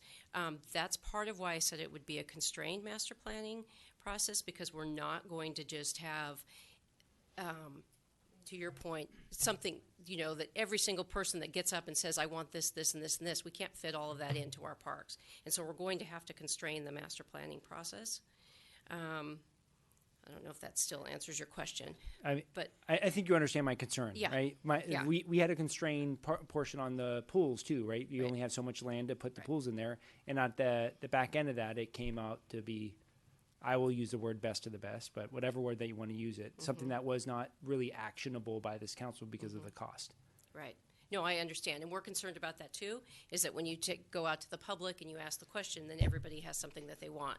So we're going to have to constrain that process and work within our, guidelines. We're going to have to work within a community outreach process so that we have a master plan that ultimately is going to run through PROS and your other commissions and going to be adopted by you. So it'll be a master plan that you can believe in and commit to.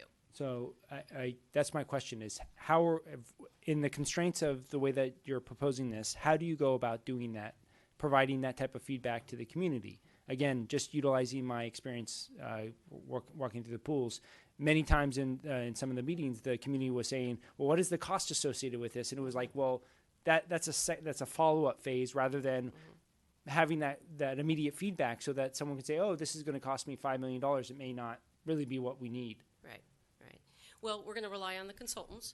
They're going to, they do this all day long. That's what they do. They go out and do master planning. So we'll be telling them those comments that we need to have a constrained process. Right, so the consultant will be responsible for advising the community members, advisory members of, yes, you're asking for this, but just to let you know, it's going to cost you X amount of dollars. Is this something that you really want? Well, I think it'll be through the public process. Yeah.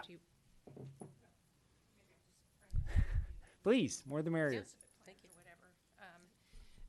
As what was just discussing with our project manager for the North Downtown specific plan. And when you have a community outreach plan, it's how you frame the questions. And of course, it's, you create the guardrails, right? The fact is that you're not going to ask a question if it's not feasible. And I mean, part of this program is also to look at programming needs and kind of the future of, what is the community and what is the best practices in terms of things that are happening now and into the future. And so we don't have a blank slate, but there may be some aspects of our existing parks that are no longer that used, or that there's opportunities to create other facilities or programs. And again, it's how you frame the questions and go out to the community.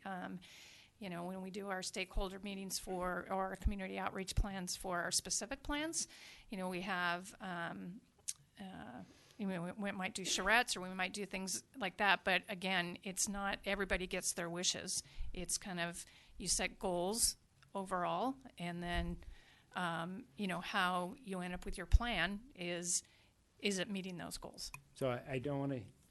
I wish you didn't bring up swimming pool because that's the only thing that stuck in my mind. I just want to. I'm not trying to pick on the swimming pools. Right. I want to make that clear, but just to use that again as an analogy.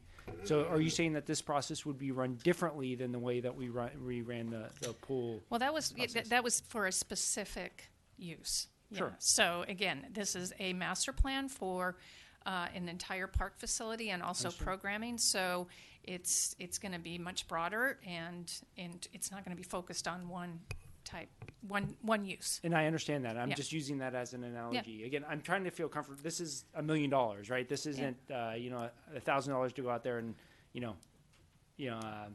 see what the results are, right? It's a significant amount of money, and what I'm trying to get is assurances that my vote would be working towards an actionable plan rather than a pie-in-the-sky plan. The process that we followed with the pools was a pie-in-the-sky plan, right? We just don't have the money to take action on what was come back. Fantastic design, it would meet the community needs, but at the end of the day, we can't take action on it. Right. So are you saying that this process, that when it comes back, it's going to be hopefully an actionable plan, not a pie-in-the-sky a la or a pool process. Yes, definitely. And, maybe our, Thank you. Mayor Pro Tem. So I just wanted, the pool project, which was 2008, is when it started. It was talking about pools and something very specific, and it was assuming that everything was on the same point of land. This is a master planning process, and that's a 20-year to 30-year vision of what could happen over time, in the same way our specific plans for West Downtown, Alma neighborhood, North Downtown.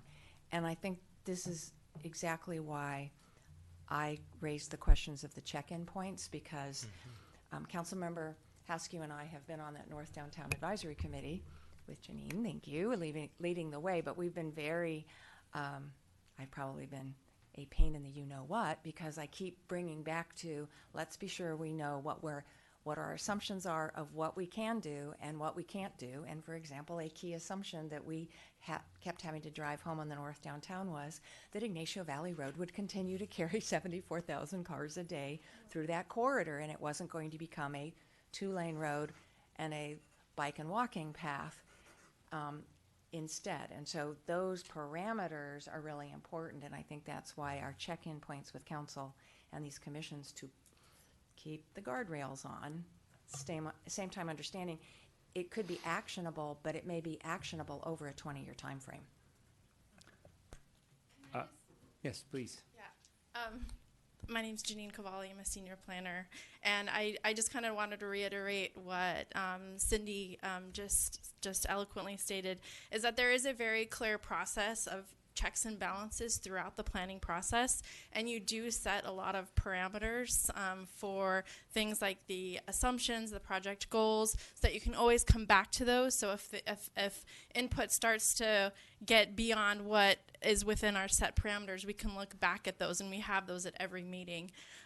And you do have these checks and balances of, you go to the community, then you go to the advisory committee, then you go to the planning commission, or whatever bodies are involved, so that at every point everybody's hearing all of the input, but no promises are ever made at any point along the way, because everybody understands what the process is, and that at each meeting, that's just one form of several types of input that need to be considered, so that the end result is a feasible, actionable plan that can be implemented. Sure. And I get that. I think everyone understood that I was using the swimming pools as an analogy, not as a, hey, these are exactly alike. It was an analogy. The only other thing I'll point out, and then I know, well, I'll say that for comments. Councilmember. I'm going to kind of rephrase it a little bit from what the mayor indicated. During the course of this project, I'm assuming it's not being approached as an open check book project, but the long-term financial plan and so forth is being considered in conjunction with setting the criteria. Obviously, we're going to also be talking at some point about fundraising if we need funds, but that's the concern that I also have with respect to the project. I was involved, as Heather, when I was on the Pros Commission with the swim pool study. And we did come up with, my phrase, the Cadillac of swimming facilities, when maybe a Volkswagen or Chevrolet might have worked better. So, but I think if you take into account the long-term financial plan and you have these touch points, then we can perhaps avoid that going forward with this type of project. Yes, that's a good comment. Ms. Haskew, did you have a question? No. I don't see any more questions. Opening this up to public communication. Anyone that wishes to speak on this, please step forward. Seeing none, I'll pull it back to council. Are there any additional questions? We'll start with comments. Mr. Carlson. It's my night to start first, which is great. You shouldn't reach towards the mic. Last year I always spoke last, so this is nice. I'm excited with the project. I'm excited with going forward with this. I think it's something that's necessary. The park plans have been needed for a while. The concept of what services we're going to provide, I think, are excellent. The concepts of buildings, and look at the buildings that should exist, should be built to the extent that they have to be built or renovated. I think this type of a study is exactly what the city needs to look at. I'll be interested at the appropriate time if funding comes up and how we can perhaps look at that issue, because that'll be a challenge. And there's no question about this, but this was on the, this is one of our 4 priorities. And I think it's going to benefit the city of Walnut Creek, and I'm very much in favor of the proposal. Thank you. You know, I do have one question. If this was approved tonight, what would be the next steps? And I know that you kind of covered this, but we would be expected to, well, whatever we come up with, however we get the commissioners that are assigned to this, or the committee members, that's a separate issue. I guess my question is related to when will we actually see the charter or mission statement or those parameters in which you were discussing? When would that come forward to us? So there's two good points in there. One is, how do you want to form this advisory committee? Because that was a comment, and so I would be thankful for any comments or feedback you have on that piece of it. And then the first thing we would do would be to hire a consulting team, and we'd be putting together a lot of the things that Janine just mentioned, the parameters, and we could bring that back to you as a first step. And so you could see that and then weigh in that we're not going to go off track to start with. Is there, and I appreciate that, and yes, we do have to have that discussion on the first one. Is there a way that we can get that box beforehand? I mean, putting together a charter, what the output of what this commission's going to do, or this committee, whatever we're going to call it, to have an understanding of what we're actually going to be spending $1 million on. Because as of right now, and this is, I'll tell you the reason why I'm asking the question, is that I'm not comfortable approving $1 million or voting to approve $1 million without some understanding of what that box is. Essentially, we're voting for $1 million to get a contractor to come in to develop a box that we may or may not agree with. Well, you're hiring a consultant team to then ultimately prepare 2 master plans for you. Sure. But what we need to do is hire that consulting team, because they're our experts. They're going to come in with a whole entourage of knowledgeable people that will help us. So, I mean, I guess if we got to the first step and we showed you what they developed in terms of the community outreach and those kind of things, and you didn't like it, we could punt at that point. But we do want the expertise of a consulting team to help us, because we're out of our league here, to be honest, to have 2 master plans, the critical infrastructure, and the programming all in one planning process. You don't have the staff to do this? Quick question. This also includes the environmental work, which Yes. is not, which is a portion of the $1 million. Right. That's right. So, and probably a good chunk of the $1 million. Absolutely. I think there's some confusion. Just to be clear, Mhm. I'm not saying that this work isn't good or isn't justified No, I or know. isn't necessary. That's not what I'm saying at all. What I'm saying is that without a understanding of what that what that box is, what Mhm. your playground is, what the playground of this, using yours is the wrong word, the playground of this commission, we're approving something to move, or I would be approving something to move forward without an understanding of what that playground is. And by the time that we did get that black box back, or that playground, we would, I have already hired a contractor and been going down that step process. That's why I'm asking, is there a way that we can get that understanding of what that playground is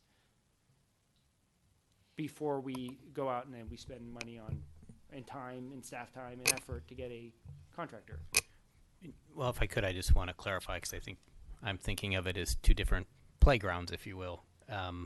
One being the role of the advisory body, which is just that. It's an advisory body. It is not a decision-making body, not a commission necessarily. We need to think about this structure, but it's likely of limited duration and would sunset after a certain period of time. And, certainly we can define that role better. We've heard that now from a couple council members, obviously. But the other piece is the scope of the work to be done by the consultant, which we need the consultant to get on board to help us define the project and work that through. And so I wouldn't want to hold that up. I would want to move forward with issuing a proposal. We can still then work on defining the advisory committee in conjunction with having that proposal issued, and wait for the results to come back and then review those so that we can get moving, but at the same time define the role of the advisory body concurrently. And we could bring that back to council. We could bring when we work with the consultant and develop the project, Sure. that we can bring that back to, that would be one of the milestones that we could be bringing back to you. And so we wouldn't have spent the $1 million, we'd just have developed the scope of work. I understand. Any other comments? Mr. Wilk? Thanks, Heather, and staff in general. I like the idea of the work plan. I like the idea of the advisory committee and the people that we would recommend. I already have somebody in mind, and I also agree it should be a generalist, not somebody who is just focused on equestrian or swimming or bocce ball or whatever it is. So thank you for the work to date, and I look forward to seeing this. Yeah, pickleball. Ms. Haskew? So this isn't a commitment to what we're going to do with the parks. This is a process of an analysis, and I think it's a really good start in terms of. I appreciate that everybody is asking for checkbacks, but when we talked about it at the retreat, all kinds of creative ideas came forth from us who, as much as I admire everybody's visionary capacity, we're not experts in the field, and we aren't going to be correctly creative. I really like that somebody is going to take the structure, step back, look at it, look at our future needs. We could do the simple thing and just say we need to rebuild this building essentially the same way it is, in the same place it did, because it was the right thing to do 40 years ago. That would be a waste of money and a waste of time. So I am excited about really looking forward and finding out better ways to use our very dear parklands to meet the needs of the community and to treasure that asset that we have. And so thank you very much for coming up with this plan. I do have some issues about who I would pick, but yep, there you go. Thank you. Mayor Pro Tem. Thank you very much to staff and for moving forward with this big idea that we came up on the fly in November at the retreat. What I see here is a logical way of approaching two independent projects that we originally had on the books, which is the Civic Park Master Planning process, and we'd already allocated $350,000, and the Heather Farm Master Plan update process, and really taking a look at this more holistically, including, you're going to probably take a look also at what's happening at Shadelands Arts Center from the programmatic, and that we're looking at this from both programmatic and facility standpoint so that we can be practical, and that, be practical maybe is my first bullet on the goals, so that we can do this holistically. And it's going to be hard, and we need this consultant, and we need to move forward because, well, we have a limited amount of time, and we know that Clark Swim Center had a little bit of a problem over the weekend. And so we need to do this, and I'm prepared to make the motion. Thank you for your comments. I'm sure you can hear by my questions I'm not going to be in favor of this. I think that this is a fantastic path forward, and I agree with the agenda report in general. I just don't think it's prudent to approve something like this without a firm understanding of what the overall charter is, what the deliverable is, and an understanding of what that deliverable actually means. While we have talked, make analogies, I use the swimming pool, Mayor Pro Tem used specific plans. This is a specific plan for a government property, not specific plan setting the table for the business community to spur development. I am hoping that this does not go down the path of the swimming pools, and I will work diligently to make sure that doesn't happen. And when since it looks like you have at least 3 votes, when you get the contractor, that we put the box around it to make an understanding for the Community Advisory Committee that they understand that there are costs associated with the decisions and what you're making. And then the deliverable is not defined as this is what the community is demanding. This is when we threw all the wants in there with some estimates on costs, that this is what spit out the back end. I hope that the community understands what's going on, that this is not going to be an end-all be-all process of this is 100% what the community is demanding, because I just don't think that would be prudent use of this $1 million. Justin, can I ask a question for you? Sure. Obviously, if this passes, we're approving a lump sum of $1 million. And this is work that, according to the schedule, will go over the next couple of years. Is one of the concerns, or is the concern that the amount that we're approving at this point is too great that it should be phased instead, so you can and the council can look at these other aspects? What I would like to see, it's not even $1 million. If a lot of this work activity has to occur, right? We should be analyzing Heather Farm and many of these other facilities. I'm not concerned about that. What I'm concerned about is that because it is $1 million, we should have, as a council, have a very firm understanding of what we are funding, what the deliverable is, and what the deliverable isn't, right? And this is what I'm trying to get to is, right now we are saying we are going to move forward with this. I have no idea. I have a general understanding of what the deliverable is going to be, but not what it isn't, right? What I'm talking about is this is what the community is demanding. We've gone through this process, and now the community has put the stamp on it and says, this is what the community wants. Or is it what happened with the swimming pools this is when we asked the question, what do you want?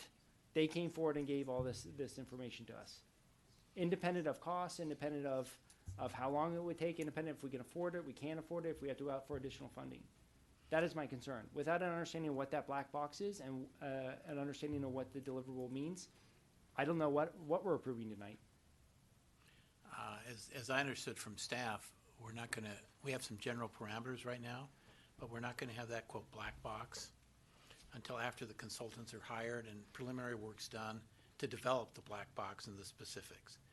And so that's why I was asking the question, did you want to phase the funding so that portion gets done in a timely basis? It would be an interesting proposal to come up with, but sure, I would be more than willing to fund the development of what that charter is and what the deliverables are going to be, and developing a common understanding of what that deliverable means to both us and to the community.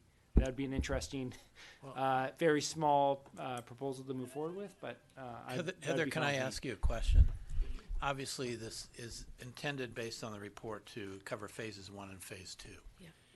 And some of these are down the road, anticipated. Some of them are more immediate, like putting the committee together, getting that started, and some of these programs and buildings and park plan. Is there a comfortable way that you would suggest it be broken down for purposes of funding that might address some of the mayor's concerns? Well, maybe. How's that for an answer? I guess my gut reaction is that this is a lot of work. I've said that already tonight. And to hire the right team, I think we do need to show that we have a certain amount of money, and this is going to be an expensive endeavor. And I understand the concern about, the $1 million. What I guess I'd rather do is that we hire the consultant, and then we come back to you as one of the, at a milestone, and share with you what it is that the consultant has put together. And if you're not comfortable, then we can go back to the drawing board and work with something that you're comfortable with. So I would rather do that. I don't have an exact, the $1 million, to be honest, was a staff estimate. And we based it a lot on what the North Downtown Specific Plan is doing at cost and what the West Downtown Specific Plan cost. Those were both upwards of over $800,000. So we just made a rough estimate that we're going to need $1 million. So you could, for example, as we've done with some of the specific plans, contract with a consultant and put specific tasks in place with reporting requirements, so that we would have protection to avoid potential problems. Yes. Thank you. So City Manager. Oh, I'm sorry. I was just going to add, in terms of process here, just to clarify a point. So if we go out for an RFP here relatively soon, if we get the green light to go forward with that, we're going to receive the responses. We're going to review those, and we'll be making a recommendation to the council to come back to authorize the contract. At that point in time, we will have the proposal that will better define the scope, better define the approach, and I would view that as a milestone to solicit feedback and input from council of if we're on the right track, or if there are concerns that maybe the scope is too broad and needs to have better parameters. We can have that discussion at that point in time, but I think that's a checkpoint that we could bring back relatively quickly. So, and I think this was, thank you for this clarification, because this was one of the questions that I asked in the beginning, right? Or can we come back prior to the approval to move forward with I'll use a word charter, but whatever, I think you have a general understanding of what I'm looking for. What the deliverables are going to mean, or what they are and what they are going to mean. Like what value are we expecting to get out of it? Are you saying that is going to be included in the proposal? Like, I would imagine there would be a request of, here's what we're trying to do, here's what we expect from you, and this is what it's going to mean. Right. That the RFP will lay out those expectations, and then we will see how hopefully we have multiple responses from multiple companies, and we'll bring forward their proposals for how to manage this. And that contract will come back to us most likely on consent for approval. We could do it on consent, or we could do it as a consideration item to discuss in more detail to better define it. Thank you. Any other discussion items? No, Is there a motion? I'm ready to make a motion, and I just want to say thank you again. And maybe I've been around too long, but we have master plans for parks, and they are different from specific plans that are for the development community. We know how to do master plans. We know what the output is. Mostly it's a map with descriptions attached to it and the CEQA documentation on the potential EIR. They are long-term visioning documents. They are not, and they don't have price tags on them for what it would take to actually deliver everything, because it's a vision document. And no, we won't have enough money in 1 year to do everything. I mean, I can guarantee that for sure. So I'm ready to make a motion that we approve the critical community facility and park planning work plan, including the creation of an advisory committee with the issues we've discussed tonight about the additional input points, and reallocate $350,000 from the Inlu Park Land Dedication Fund previously allocated in the 2016-18 capital budget for the Civic Park Master Plan to create a new project, Civic Park and Heather Farm Park Master Plans. Allocate $250,000 from the Inlu Park Land Dedication Fund that is already identified in the capital improvement plan for Heather Farm Park Master Plan to this same joint master plans project, and allocate $400,000 from the Inlu Park Land Dedication Fund to this same project. Second. We have a motion and a second. Any more discussion?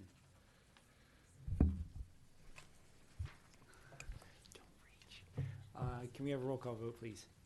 Mayor Pro Tem Silva. Aye. Councilmember Carlson. Aye. Councilmember Haskew. Aye. Councilmember Wilk. Aye. Mayor Waddell. Aye. Motion carries.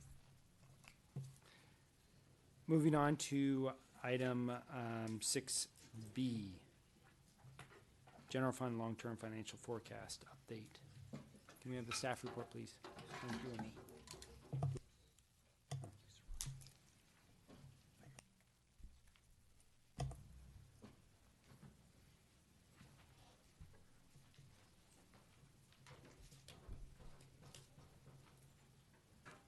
This is your first official visit, right? This is my first official visit, yes. Welcome. Thank you. Again. Amy Cunningham, Administrative Services Director. What I'm presenting to you tonight is an update to the long-term financial forecast that you looked at back in July.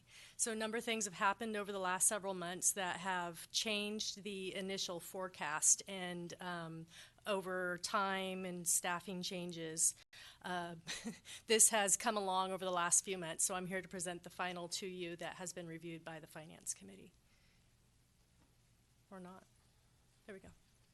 So the purpose of the long-term financial forecast, as you know, is to assist staff and council in effectively managing our resources.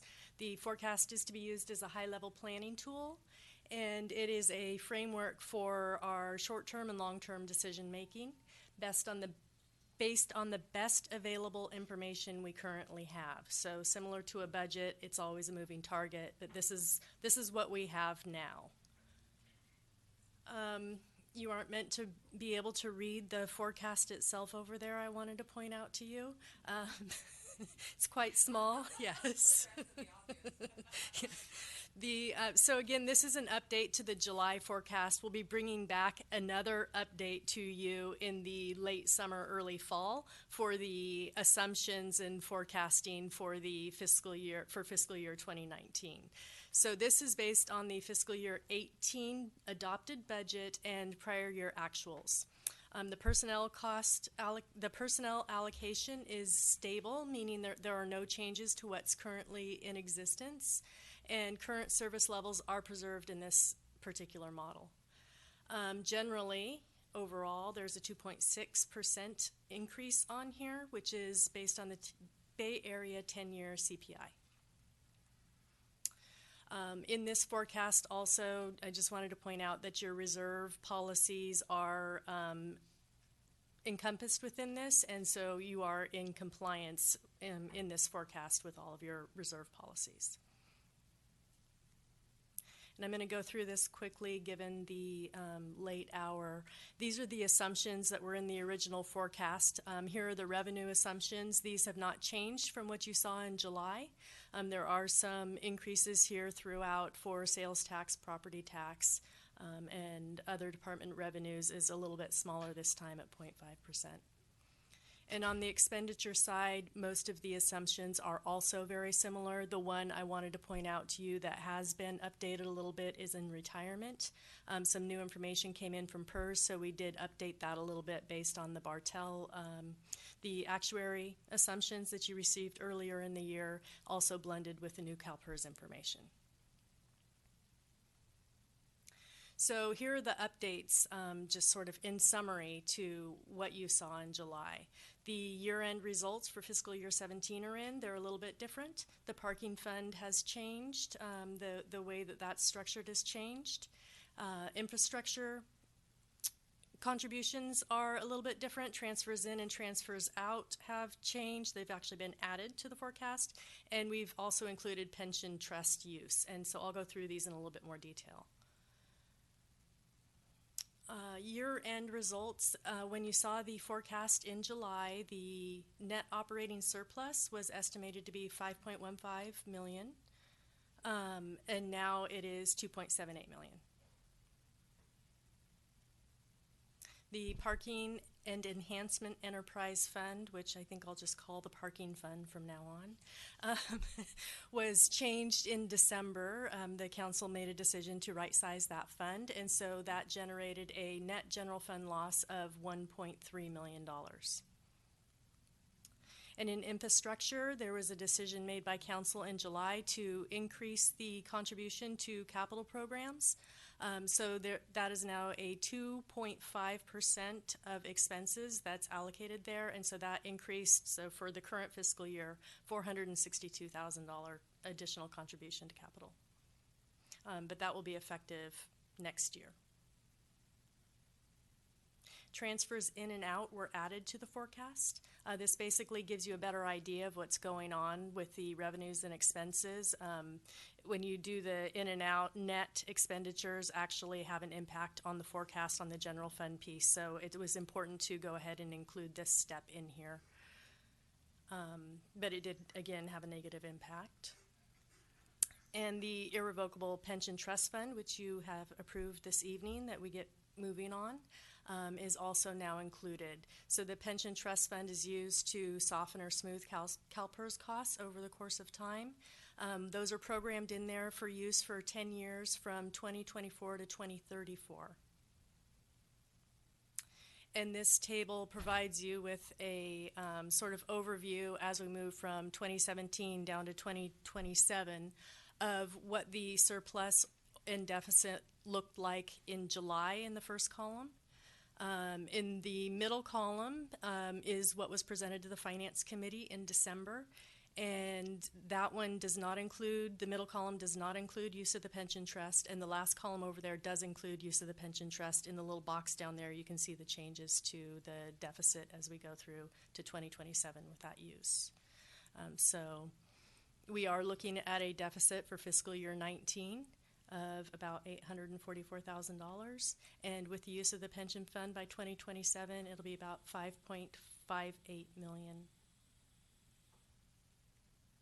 And this is a different chart with the same information.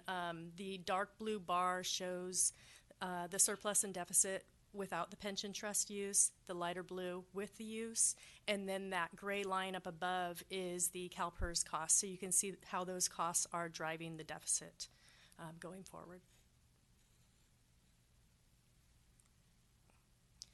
And with that, tonight we're recommending that you approve the updated financial forecast. Again, we'll be bringing back an update for fiscal year 19 in late summer, early fall. And I'm happy to answer any questions that you might have. Thank you, Ms. Cunningham. Is there any questions from council? Mayor Pro Tem? Thank you very much, and thank you for answering my questions as I've stopped in your office the last few days.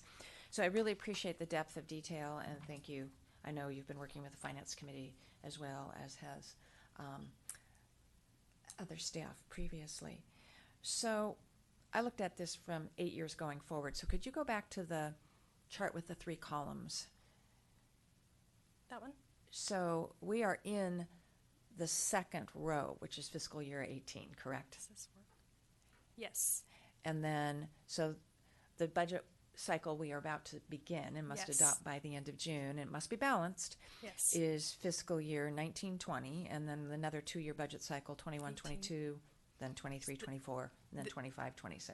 Yeah, the year is the end year, so the year represents the June 30th. So 4 budget cycles for us, 4 biennial budgets, is really takes us down to 2026, and not that, because this actually, this is kind of arbitrary where a half of a budget cycle is on here, and then and my recollection is that the pension cost issue actually extends all the way to about 2034, and then starts to ease up. Is that? That's am I correct. remembering that correctly? Yeah. So when I added up, I only added up the first 8 years of the red. It seemed it was about just under $34 million without the use of the pension trust funds to smooth or mitigate it. And then when I looked at the Bartel and Associates actuarial table that we received sometime last year that showed what we would normally pay on our pension costs versus what the extra unfunded liability is, it looks like about 32 million of the 34 million, and I could have added it up for the 9th year, and I just probably, yeah, with rounding that sounds about but accurate. about 32 of the 34 million appears to be from the unfunded pension liability. Does that seem? That seems very accurate. Okay. Unfortunately, yes. So one of the other things I noticed, there is a question eventually. Well, actually, that was a question. So one of the footnotes on the large table that the public couldn't read,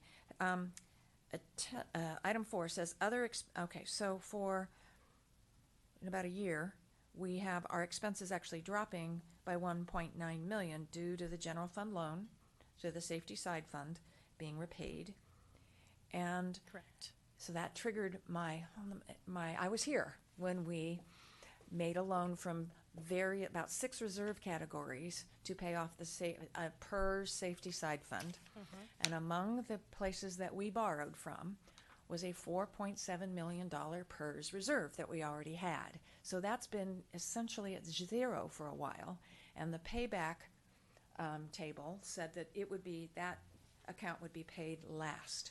So it seems to me that somewhere in the books should be $4.7 million. When this is paid off, there should be $4.7 million plus interest that is available for us to decide how best to use, including potentially putting this toward additional funds for mitigating this large liability that we have with the state. And so I would really appreciate staff researching that and getting back to council, because the rest of my colleagues weren't here when that whole safety side fund payoff, which saved us millions of dollars, was done in 2009-10 timeframe during the recessionary downturn. So I would appreciate that. Absolutely. And then, so the other question I have is, what happens if we don't pay the bill for the unfunded pension liability? Does CalPERS let us partial pay, go on a payment plan? No, they do not. No. So if we don't pay, what's the consequence? The consequence is that we would end up going through their process and defaulting as a member. Mhm. And at some point, we would be kicked out of their system. They would send us a very large demand bill. Like and if $350 million or something. I remember that. Something it's along very those huge. lines. And if we did not make that payment, then what would happen is we would go through another process with them, and they would end up cutting benefits to existing retirees. So Walnut Creek retirees. the retirees end up getting smaller checks. Correct. Yes, and it's already happened in a number of communities. Okay. 3 or 4 communities, I think, just in the last 6 or 12 months have been going through this process. And the retirees get letters? They get letters, they get noticed. I think that they probably know what's going on already, just because it is a very public process.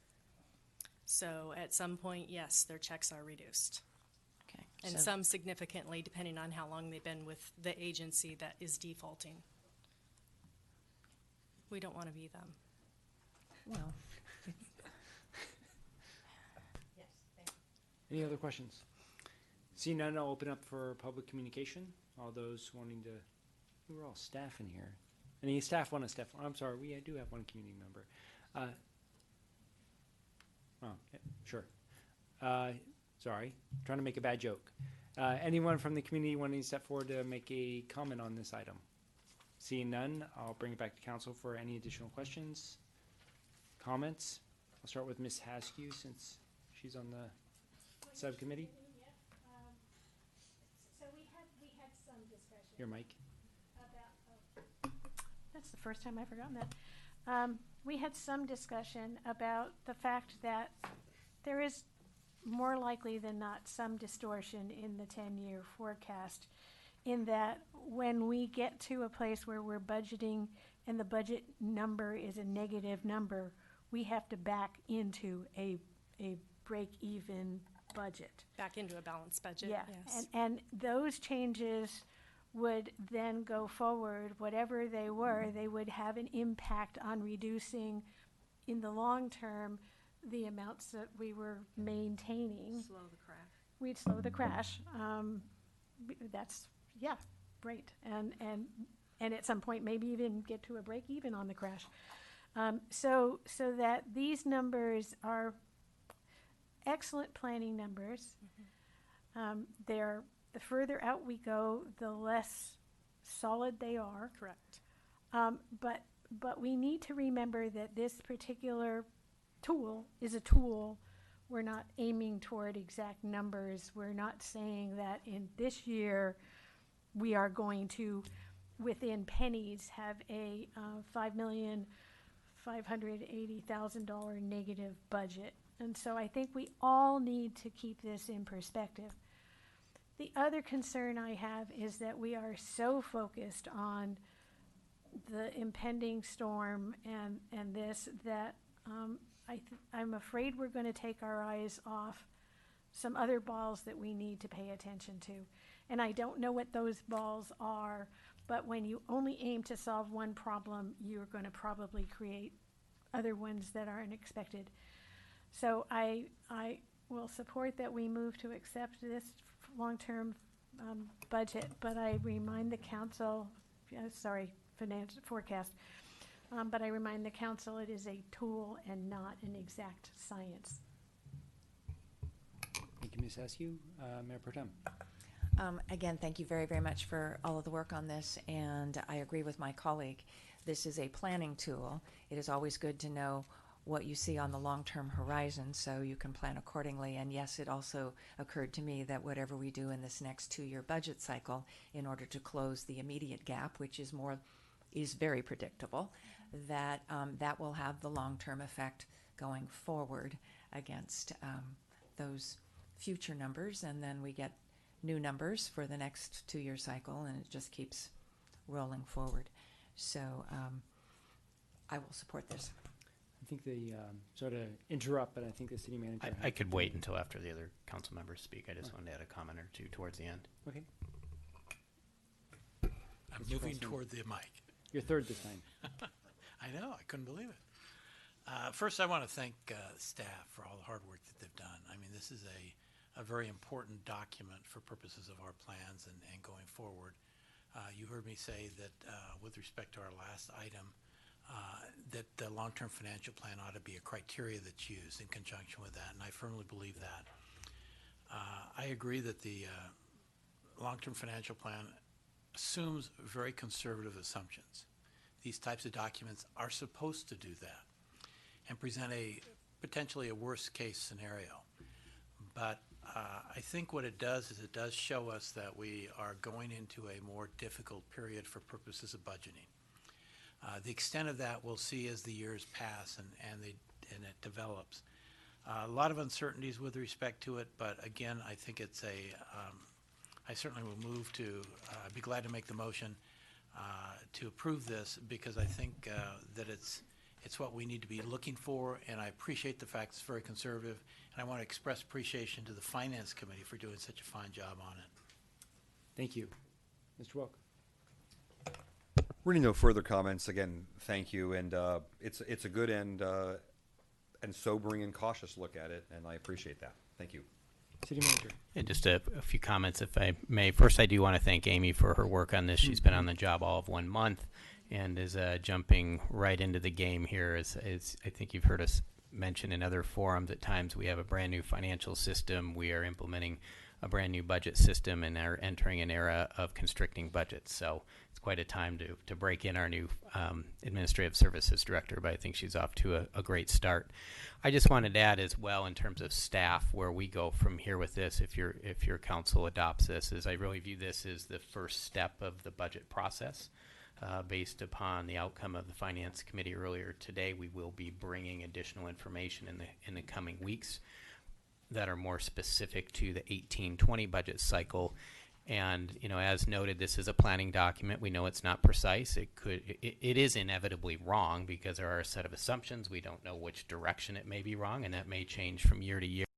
That said, it clearly outlines what the trend is for the future. So as we begin crafting the 18 to 20 budget, we will be looking to the long term as well to make sure that what we do in the near term helps address our longer term challenges as well. And I'll just have a quick comment. We were having this debate or conversation in the financial subcommittee this morning, and I think the time of backing into a budget is over. I mean, in my opinion, it's been over for many years, but we should no longer be I mean, it's very clear. I'm extremely encouraged by the city manager's comments on this, that we need to start taking a much longer term approach to this. Yes, the numbers are not going to be what they are on this paper. I don't think anyone would claim that. However, it's very clear that the trend is going negative. It's also very clear that it's been 16 years, and anyone paying attention to the stock, or not 16 years, it's been 7 or 8 years, and anyone paying attention to the stock market and the reasons behind it, of the volatility the last couple of days, there is some questions around the long-term viability of our economy, and I would imagine sometime in the next 8 or 10 years that this is encompassing, 9 years, that we would be seeing a recession. And continuing to back into this is just going to cause us eventually down the road to do what we did not too many years ago and have to take a very drastic and uncautious approach towards right-sizing our budget. So I'm very encouraged. Thank you for your comments tonight, City Manager. And it sounds like there's someone that's willing to make a motion. Move to affirm the Finance Committee's recommendations and approve the updated general fund long-term financial forecast for 2018 through 2027. Second. We have a motion and a second. Can we have a roll call vote, please? Councilmember Carlson. Aye. Councilmember Haskew. Aye. Councilmember Wilk. Aye. Mayor Pro Tem Silva. Aye. And Mayor Waddell. Aye. Motion carries. Moving on to items 6C, the selection of applicants to be interviewed for consideration of the 2018 commission appointments. Madam Clerk. Susie Martinez, City Clerk.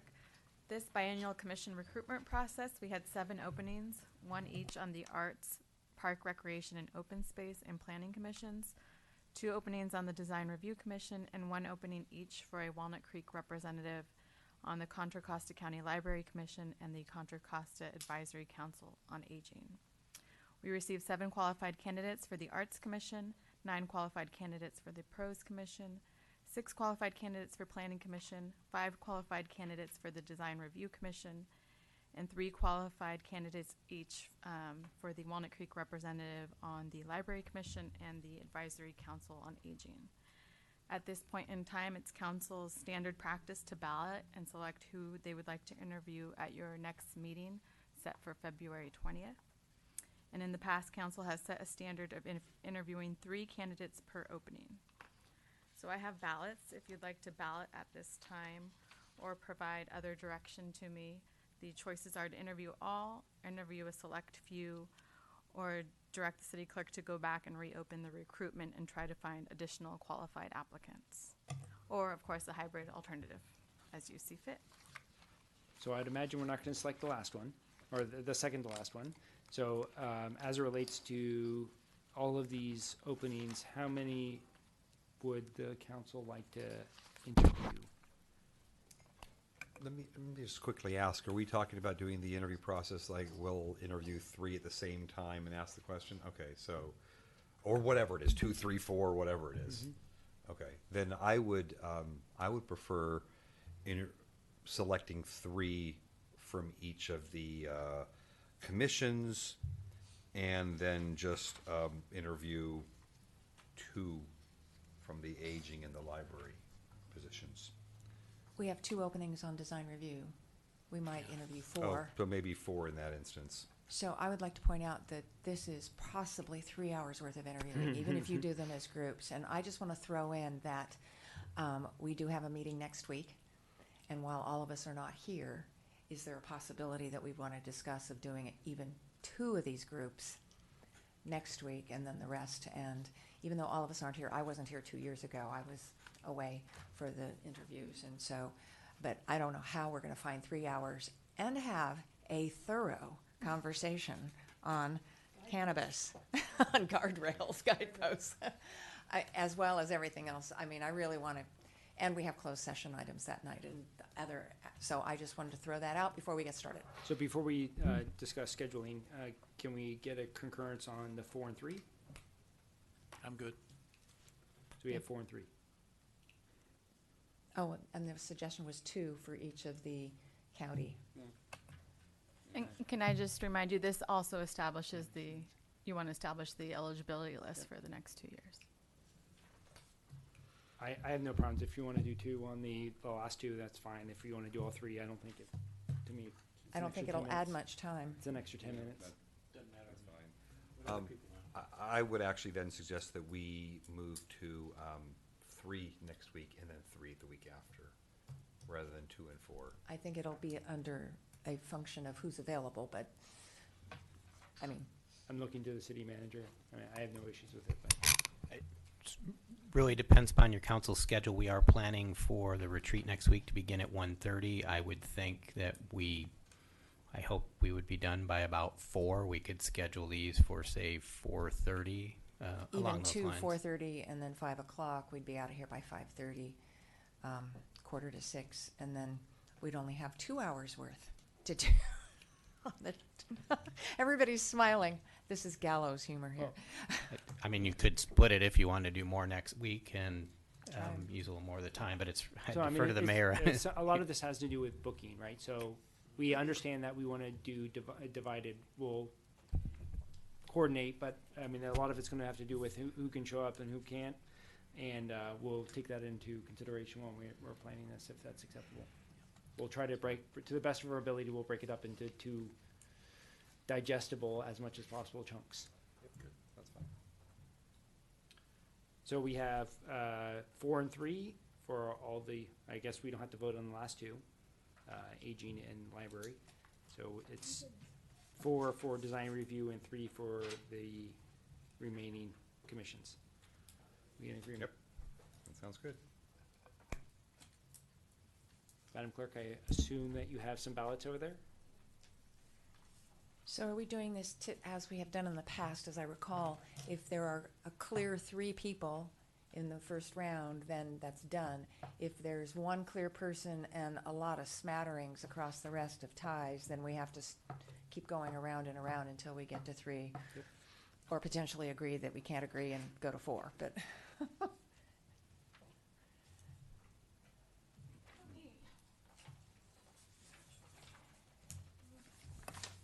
To be clear on that, I just want to make sure that the council is all understanding the same way. Councilmember Silva, were you saying that anytime someone gets 3, they're in? I think the understanding is that just like what we have done in the past, is that if there's a clear I don't have enough here. if there's a clear understanding of the council, that we will choose those individuals. If there is a close call, like 3-2, we will have, or 4-3, we'll have a discussion about it. But it's I guess the essential point is that it's majority. However, it's a if majority there's not a rule. I was clear- just unclear as if someone gets 3 votes on a ballot, are they in? No, because they could get up to 5. Okay. Yeah. All right. So it's really the top 3, but sometimes you don't get the top 3 on the first ballot. Forced choice. We need to call San Leandro in Oakland and ask them how that balloting works. More coming. DRC. We have 4 ballots coming.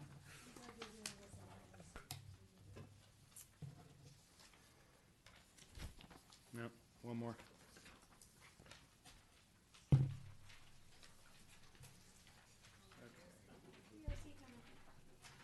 Want us to do these in a certain order so that you can tabulate while we're continuing to vote? What an interesting thought. Which one would you like us to do first? Arts? All right.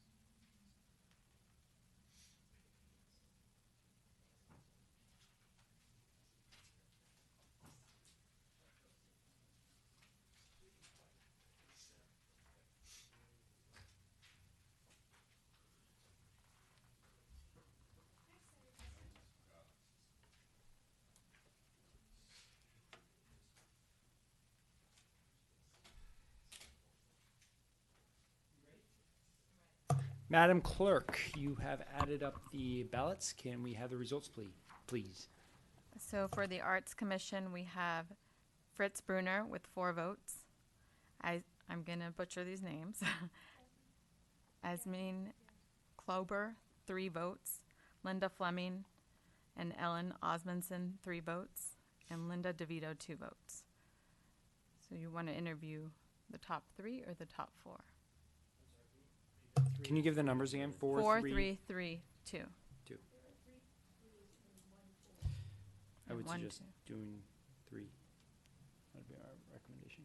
We have to eliminate one of the people that had 3 then. It was 4, 3, 3, 2, right? 4, 3, 3, 3. Ah. I'm sorry. I If thought I we're heard 2. interviewing in panels, a panel of Yep. 4 is not much Yeah. different, and we just tell them they have to be tighter on their answers. Works for me. I'm good.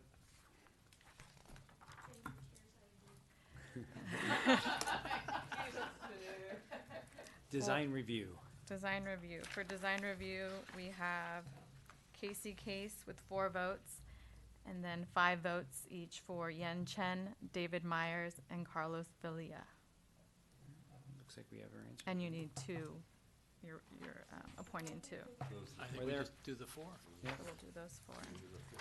Pros.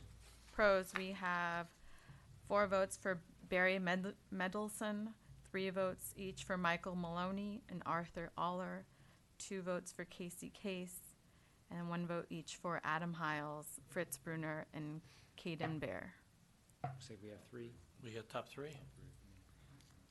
Michael Maloney, Barry, and Arthur. Okay. And planning. And then for planning, we have Robert Ludden with 5, Steve Reiser 4, Diane Agnan 3, Constantine 2, and Kim Williams 1. That's it. Look good. Okay. 1 ballot. So we will interview in groups. Some on the 13th and some on the. Yeah, if I could, I just add, I didn't know, Mayor, if there was a preference since you'll be absent next week for which ones are interviewed or not? No. On which date? No. Okay. I will work with you diligently to get as many done next week as possible. Fair enough. Wait a minute.